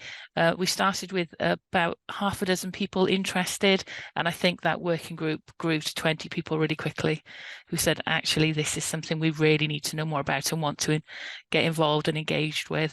And so we will be bringing a report, I think, back at quite soon in the new year around that work. But it's very exciting. Thank you, Sam. Thank you, Ivan. Any other comments or questions on any of the elements of the book? Okay, so we're asked to receive that report, aren't we, Chris? That's correct. Okay, if I move on then to 6.2, the Integrated Organisational Performance Report, and it's back to you, Ivan, to introduce this item. You're on mute, though. It is. Diolch. Sorry, I'm multitasking a little bit because of the Gold Command incident, but I'm with you on the IAPR, so I've switched to Welsh now. Mae'n bleser gen I gyflwyno I chi yr adroddiad ar y cynllun perfformiad integredig. Mae'r ddogfen yma yn mynd ochr yn ochr ar eitem nesaf, sef yn adroddiad 6 mis ni ar gyflawniad yn erbyn yr IMTP. Ond ewn ni gymryd nhw fel doi ar wahân i'w gilydd. Dwi'n mynd I sôn am y darn cyntaf, sef y cerdyn sgôr a'r cynllun ar un tudalen, a wedyn byddai'n cyflwyno SJ I sôn am yr adran pobl a cyflwyno Sam Lloyd wedyn, bydd hi'n trosglwyddo I Sam Lloyd, I sôn am y sylwedd sydd yn y ddogfen tua'r diwedd ar y gwasanaethau gweithredol. So o ran y cerdyn sgôr, fe welwch chi gobeithio bod, a wi'n meddwl bod e'n ddefnyddiol iawn y fformat sydd yn dangos sut dros y 12 mis diwetha, mae statws y gwahanol bethau yna ar y cerdyn sgôr wedi newid o 1 mis i'r nesaf. Mae'n gymorth mawr I ni. Mae yna 4 sgwar sydd yn amber ar hyn o bryd. Un ohonyn nhw, wel, 2 ohonyn nhw, wi'n credu bydd Sam yn pigo lan, sef y rai sydd wedi bod yn fwy cyson am dros y 12 mis diwetha. Os oes cwestiynau gyda bobl ar hyn a'n benodol, croesawu bod nhw'n gofyn ar ôl I fi wneud y cyflwyniad cyflym. Wedyn, o ran y cynllun ar un tudalen, yn symud ymlaen I hwnnw, dyma'r penawdau I ni yn cynnwys yn yn IMTP o'r brif rhaglenni yn erbyn bob un o'r portfolios sydd gyda ni, sy'n ceisio dangos ar lefel uchel iawn rhai o'r cerrig milltir mwyaf pwysig sydd gyda ni. Ac eleni I ni wedi defnyddio lliwiau I ddangos ble oedd gyda ni adnoddau a ble doedd dim. So mae yna 2 beth wi eisiau tynnu mas at hwn a wedyn ni'n sylw ar un o'r cynlluniau. So yn gyntaf mae'r prif stori ar y pwynt hanner yw bod ni yn parhau I lwyddo I gyflawni yn erbyn y rhan fwyaf o'n cynllun. Gweitha'r pwysau ariannol, gweitha'r heriau, recrwtio sydd gyda ni, dyn ni dal fod yn gweld bod yn tîmoedd ni yn delifro yn erbyn yr amserlen ac yn erbyn yn fras yn erbyn yr amserlen ac yn erbyn y cyflawniad sydd yna. Mae yna bwysau yn y system o ran rhai cerrig milltir yn llithro allan mewn i'r trydydd a'r pedwerydd chwarter, ond at ei gilydd I ni yn parhau I gyflawni yn erbyn y rhan helaeth o'n cynllun integredig. Dwi'n credu bod hynna'n dangos bod ni wedi bod yn llawer iawn mwy disgybledig wrth baratoi'r cynllun y llynedd. Hynny yw, do'n ni ddim wedi rhoi gormod mewn iddo fe. O'n i'n glir ynglyn â beth o'n i'n ffyddiog y byddwn ni'n gallu cyflawni, a mae'r pwysau ychwanegol sydd wedi dod ymlaen yn ystod y flwyddyn wedi cael effaith, ond dim effaith yn gormodol ar ein cyflawniad. Ond ni'n cael y golwg yn ofalus iawn arno fe. Mi welwch chi hefyd bod newid lliw yn rhai o'n cerrig milltir, a weithio tynnu mas 2. Un yw y RISP Radiology Programme a DMTP. Pan wnaethon ni gytuno'r IMTP, doedden ni ddim sicrwydd am gyllid ar gyfer y blwyddyn nesaf. Mae gyda ni sicrwydd hynny nawr. Felly roedden nhw'n felyn, a nawr maen nhw wedi symud I fod yn las, achos bod gyda ni sicrwydd arno fe. Ar y llaw arall, pam wnaethon ni gytuno'r IMTP, o'n i'n disgwyl y byddai'r Llywodraeth yn rhoi cyllid I ni ar y cynllun seibr ac ar symud y canolfan ddata. Mae'n dod nôl i'r cwestiwn oedd Rowan yn codi cyn cynio. Mae wedi troi mas nad yw'r Llywodraeth wedi gallu darparu'r cyllid ar gyfer y cynlluniau hynny. Maen nhw wedi troi yn felyn, a ni wedi penderfynu blaenoriaethu yn cyllid craidd ni mewn i'r gweithgareddau hynny. Mae hynna'n sicrhau bod y pethau pwysig hyn yn digwydd. Mae seibr a mae symud yn canolfan ddata yn bethau holl bwysig I ni, ond dydyn nhw ddim yn delifro gwerth ychwanegol, dyn nhw ddim yn datblygu cynnyrch newydd, dyn nhw ddim yn datblygu systemau newydd a phethau tebyg. Felly, allwch chi weld yn y cynllun yna bod ni yn symud yn adnoddau ni mewn i bethau sydd yn cadw'r golau ymlaen a sydd yn cadw'n systemau ni yn ddiogel, yn hytrach na datblygu pethau arloesol newydd ychwanegol ar ben. A wy'n credu bod hwnna'n batrwm sy'n mynd i ddod yn fwy ac yn fwy amlwg. A wedyn y peth olaf wi eisiau amlygu ar y sleid yma yw WICIS, Welsh Intensive Care Information System, nid Welsh Community Care Information System. Mae yna ddoi WICIS. So WICIS yw yr un sydd yn mynd yn y canolfannau gofal dwys. Yr amserlen oedd i fynd yn fyw wythnos diwethaf yn Bwrdd Iechyd yn Erin Bevan. Mae'r cyflenwr wedi darparu'r system yn gyflawn i'r amserlen a gytunwyd, ond mae'n cymryd mwy o amser i'r Bwrdd Iechyd i brofi'r system hynna am user acceptance testing, hynny yw gwirio bod e'n diogel a bod e'n perfformio fel dyle fe, a bod e'n gwneud be maen nhw eisiau dde fe wneud.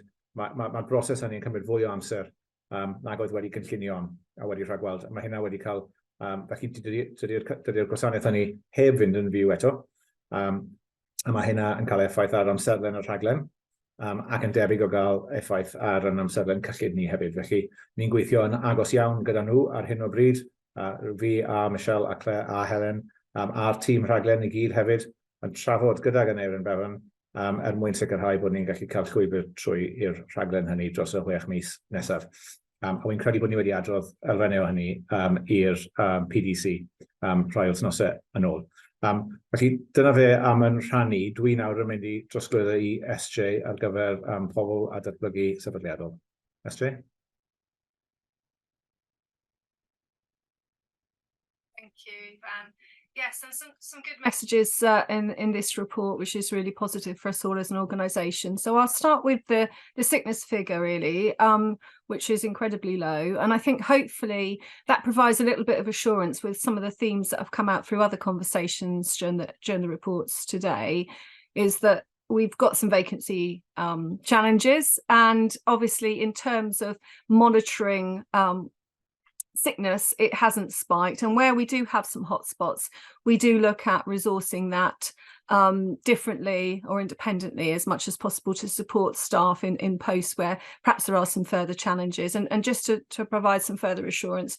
Obviously, some of those gaps are filled with contractors and agency staff, and we're working through the work stream. So it's a bit of a combination of efforts between Claire's team in finance, the commercial team led by Michelle, and my team in people and OD as working through that very much with people at the heart of that, and making sure that we are looking at prevention and well-being, not just dealing with the consequences of sickness.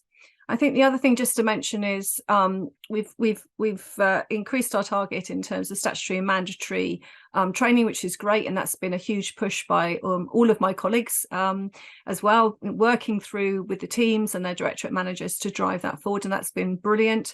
Just to note, again, for an additional assurance piece, Michelle in commercial and I have worked through the external resourcing as well. So we've started to have a think about, and it's being implemented this month, the external resources that are coming through from agencies and contractors, making sure that elements of some of the internal training, whether it's corporate induction, local induction, or some of the statutory elements of our training, they're also doing as well. So that's been more formalised now through a piece of work that the commercial team have taken forward. And although it won't be documented anywhere, because if they're not on ESR, it won't get documented in the figures, but it's just another feature that I think really strengthens the security aspects and the development aspects in terms of how we're sort of looking at all the resources that are being utilised. And just finally, on appraisals, again, we've moved the position upwards, which is really positive. But just to note, we won't ever get to 100%. Obviously, we've got secondments out, people that are long-term sick and maternity. So some of that is just a bit of a given that we've done really well, and probably we've got to the best position ever actually in that regard. So yeah, really great achievement by all the teams and all the managers across the whole organisation to drive that forward, and to make sure that we've got the audit trail, that everything is actually listed so it can be reported on back. Because I think actually a lot of them had been done, but in terms of documenting it on the system, that probably just needed to be a further exercise so we could report that back confidently. And yeah, so some really good stuff, and happy to take any questions. Thank you. And hand over to Sam Lloyd. Yeah. That's it. Yeah, thank you.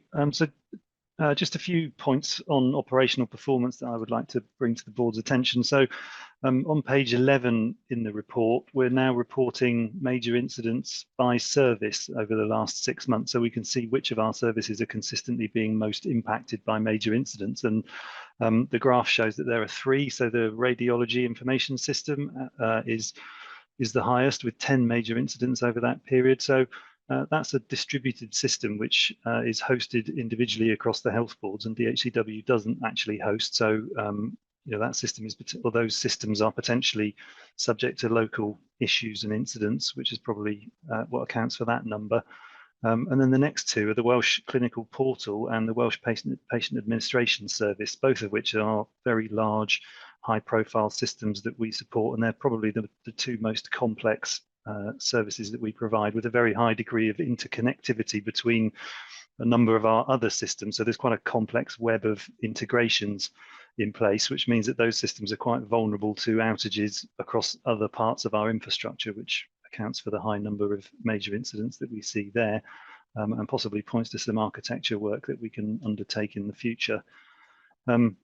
Coming to the major incidents per month chart, so we can see that we've had a downward trend in major incidents over the course of this financial year up until September, where we had 2, which was I think our lowest number that we've had. But then we've seen quite a sharp spike in major incidents this month. Some of those are due to a number of unconnected circumstances, but then some of it is down to change activity. So we are in the process of commissioning the new network for the data center move. We're at a point of quite high risk in that program, where we're having to undertake major infrastructure changes, some of which have caused service incidents, and we've had to back them out. So we're in the process of looking at our approach there, making sure that we're reviewing our change management processes and understanding what the impact of this is on the data center move. But we have seen a number of incidents relating to that. Overall, though, our availability does remain high, so we are at 99.973% for October, which is above our 99.9% availability. And one other thing just to add is that we did undertake an external review of one of our major incidents in October, which has come up with quite a number of helpful strategic opportunities for us to improve our handling of major incidents. So we'll be looking at those and building them into our operating model design work and service management review, which is about to start. Thank you.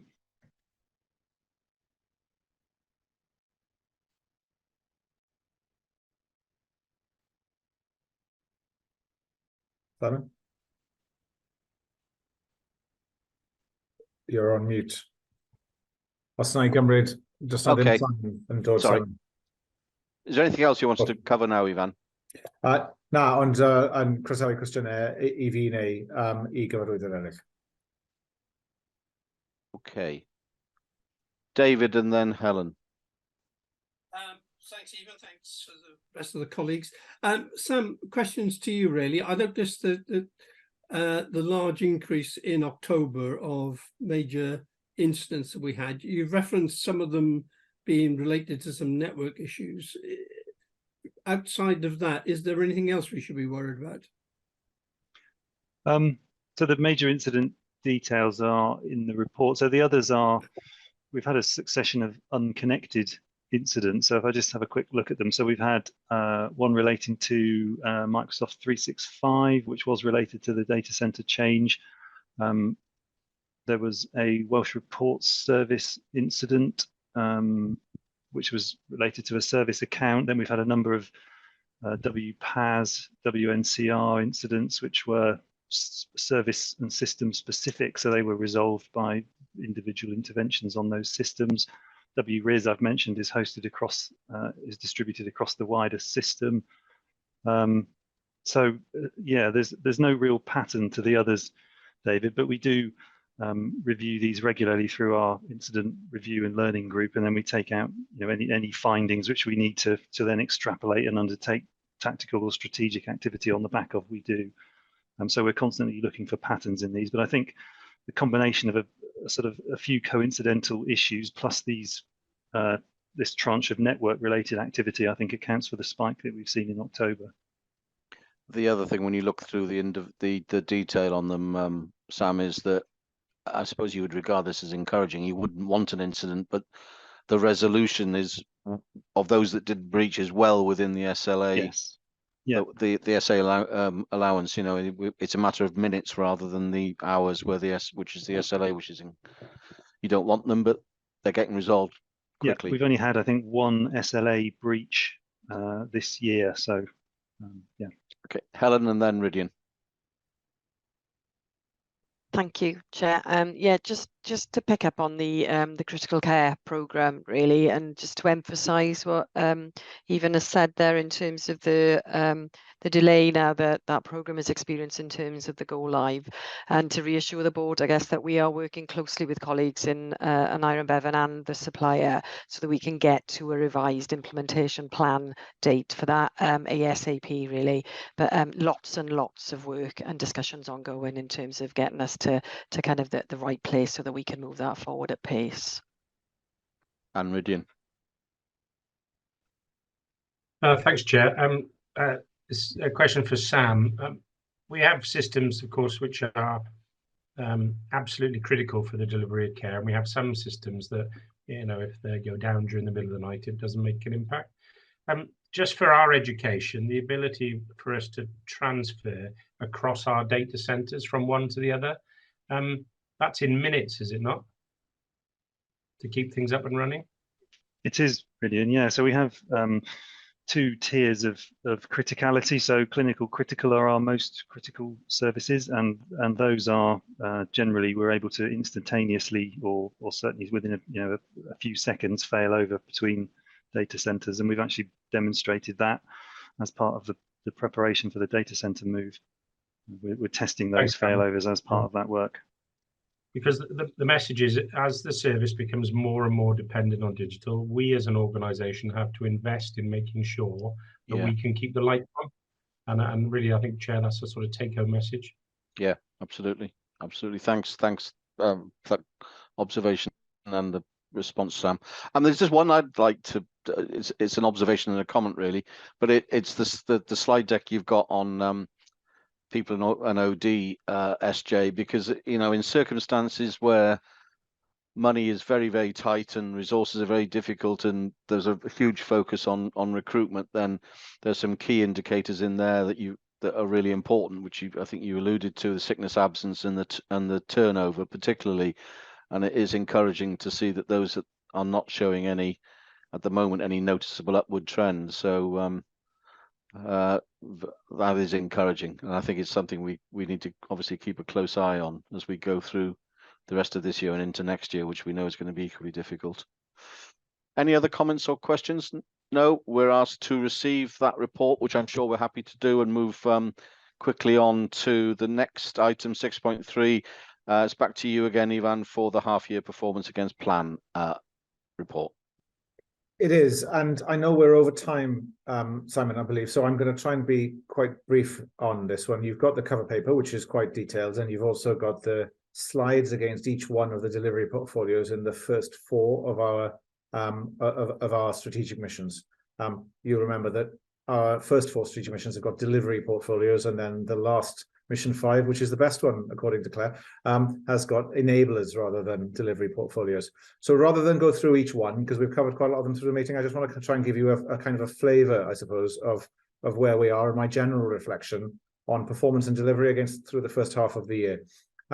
Wherever I go across the NHS, within DHCW, in the organisation, everybody is reflecting on how incredibly busy they are. It is. They're busy, and lots being done. And I think the reflection of that is how long ago it feels that the app went into public beta, which was in April, in this half-year period. How long ago it feels that PAS moved to a single instance across the whole of Betsy Cadwallader. It feels as if it's in the dim and distant past.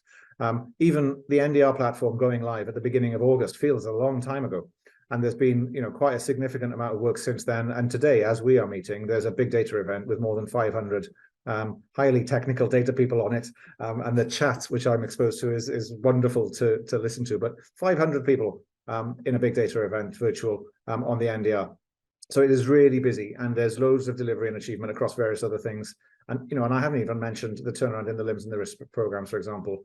Teams re-engineered, commercials re-engineered, timetables and timelines and delivery programs re-engineered, all of that negotiated with health boards. So I really want to pay credit to all the work that's being done across DHCW and with all of our partners across the health boards. It has been intense, and it continues to be really intense, and I think it's really impressive. We are facing challenges, as you know. Finance is a challenge, recruitment, talent is a challenge. We have some programs that we are trying to turn around and to deal with and to receive, like the iCare program, which we discussed before. All of this is detailed in this report, which the board sees as a full board, and we cover a great deal of this activity, some of the fastest moving activity in the Programmes Delivery Committee, which is the new additional governance that we've set up to provide more scrutiny on that. So I think the most important thing, I wanted to just to convey that intensity, and I've got a really high level of pride in the organisation and what it is delivering in very difficult circumstances, but also to emphasise the transparency and the openness with which we're reporting on this, through this committee, but also through the Programmes Delivery Committee, to invite questions and comments on this. But the papers are all there for people to reflect on, and they're published, obviously. So if there are questions, then I or other directors will be very happy to try to answer those here in a public forum. But I didn't want to go through every single page and sort of read them out, given where we are on the agenda for today's meeting. I hope that was helpful. Simon. No, that's fine. That's fine, Ivan. It makes all sorts of sense if people want to. I'm going to make one observation, just in case people are thinking of what they might want to raise if they wish. And I was reflecting on this, I don't know, at some point this week, probably out with the dogs in the dark in the morning, is the level of growth and maturity of the organisation, which, as you pointed out, is, over very recent times, taken on some quite difficult, challenging programs that needed care and attention and tender loving care to bring them back to where they needed to be. But equally, and as again you've mentioned it, is that I think we've reached a point where we say no as well, and saying no is always far more difficult in a lot of circumstances than saying yes. So we know what can be achieved and what can be turned around, and we know those things where perhaps it's something more drastic than tender loving care is needed to get it into the position. And I think that's very much around the maturity of the organisation and the growth of the organisation as in its in the context of it being an independent statutory body. I just give that takeaway that I was reflecting on this week, and I suppose it was thinking about the iCare program. I suppose is what prompted it. Is we might, as an organisation, have taken a slightly different approach a year ago than we're currently taking, and I think that's a good place to be in, not a bad place to be in. So, anyone got any comments on the half-year performance? We've been asked to receive that. Thank you very much, Ivan.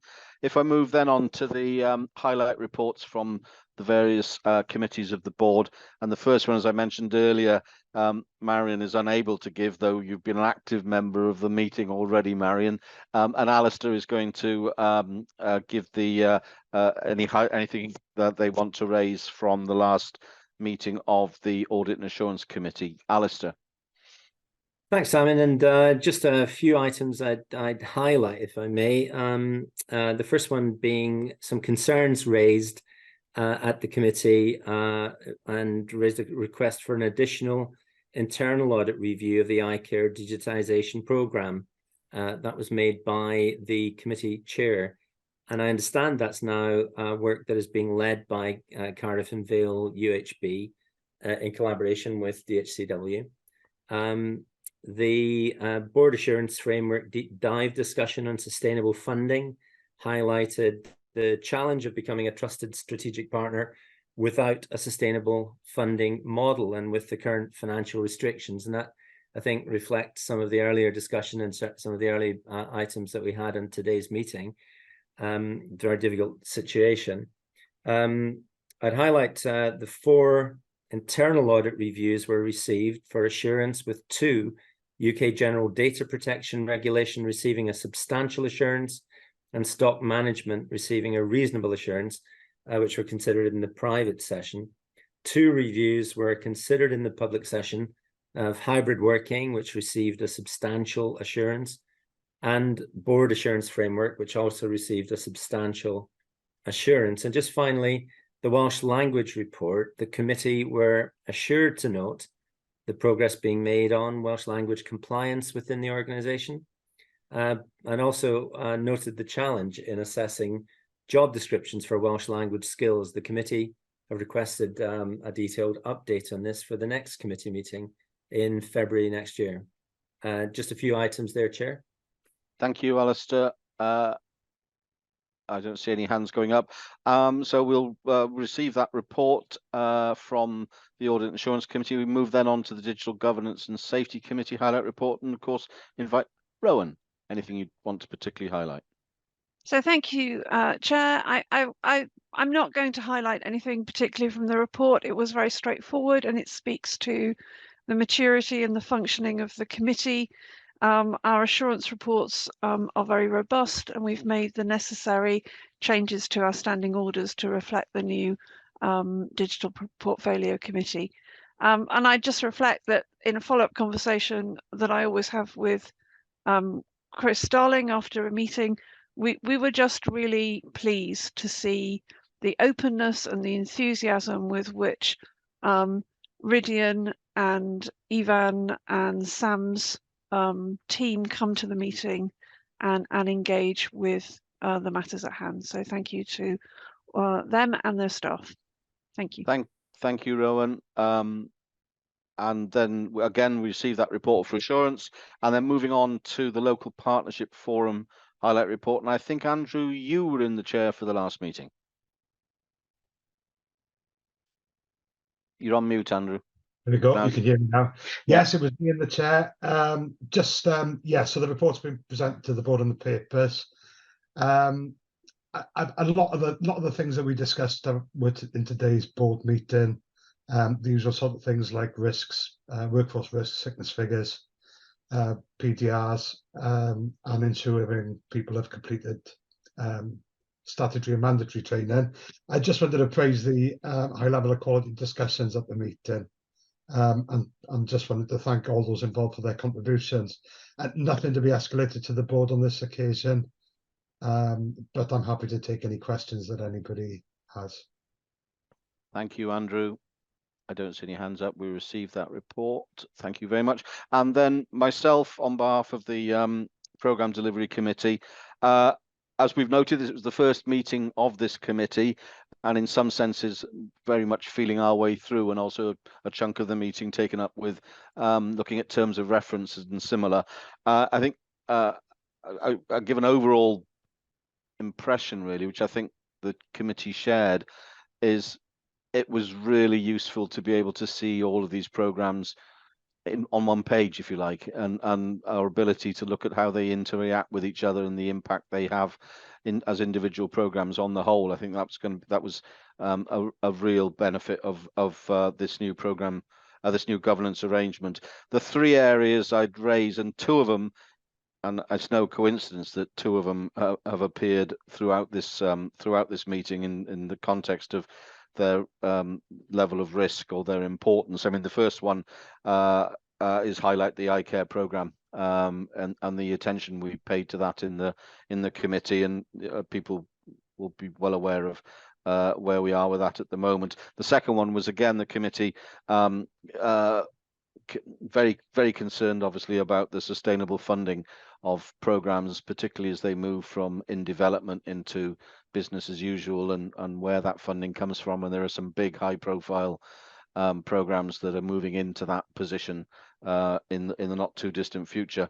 And lastly, we've got a development session, I think on January the 18th next year, to look at so that the committee can look at how it agrees the scope of programs that will be considered by the committee, and in what circumstances specific reports for assurance and scrutiny are brought to the committee. So that I think I'm right, Chris, that's happening in the new year. There we go. I got no hands on questions. Okay, so moving on to the next page. Closing matters. I have had no urgent business brought to my attention Does anyone have any? I hope not. No, thank you. And the date of the next meeting is Thursday, the 25th of July. And it goes against everything I believe in to say Happy Christmas in November. But please do have a very happy Christmas. But we will be seeing each other as a board. I know that before that. So I'll now bring the meeting to a close. Diolch yn fawr.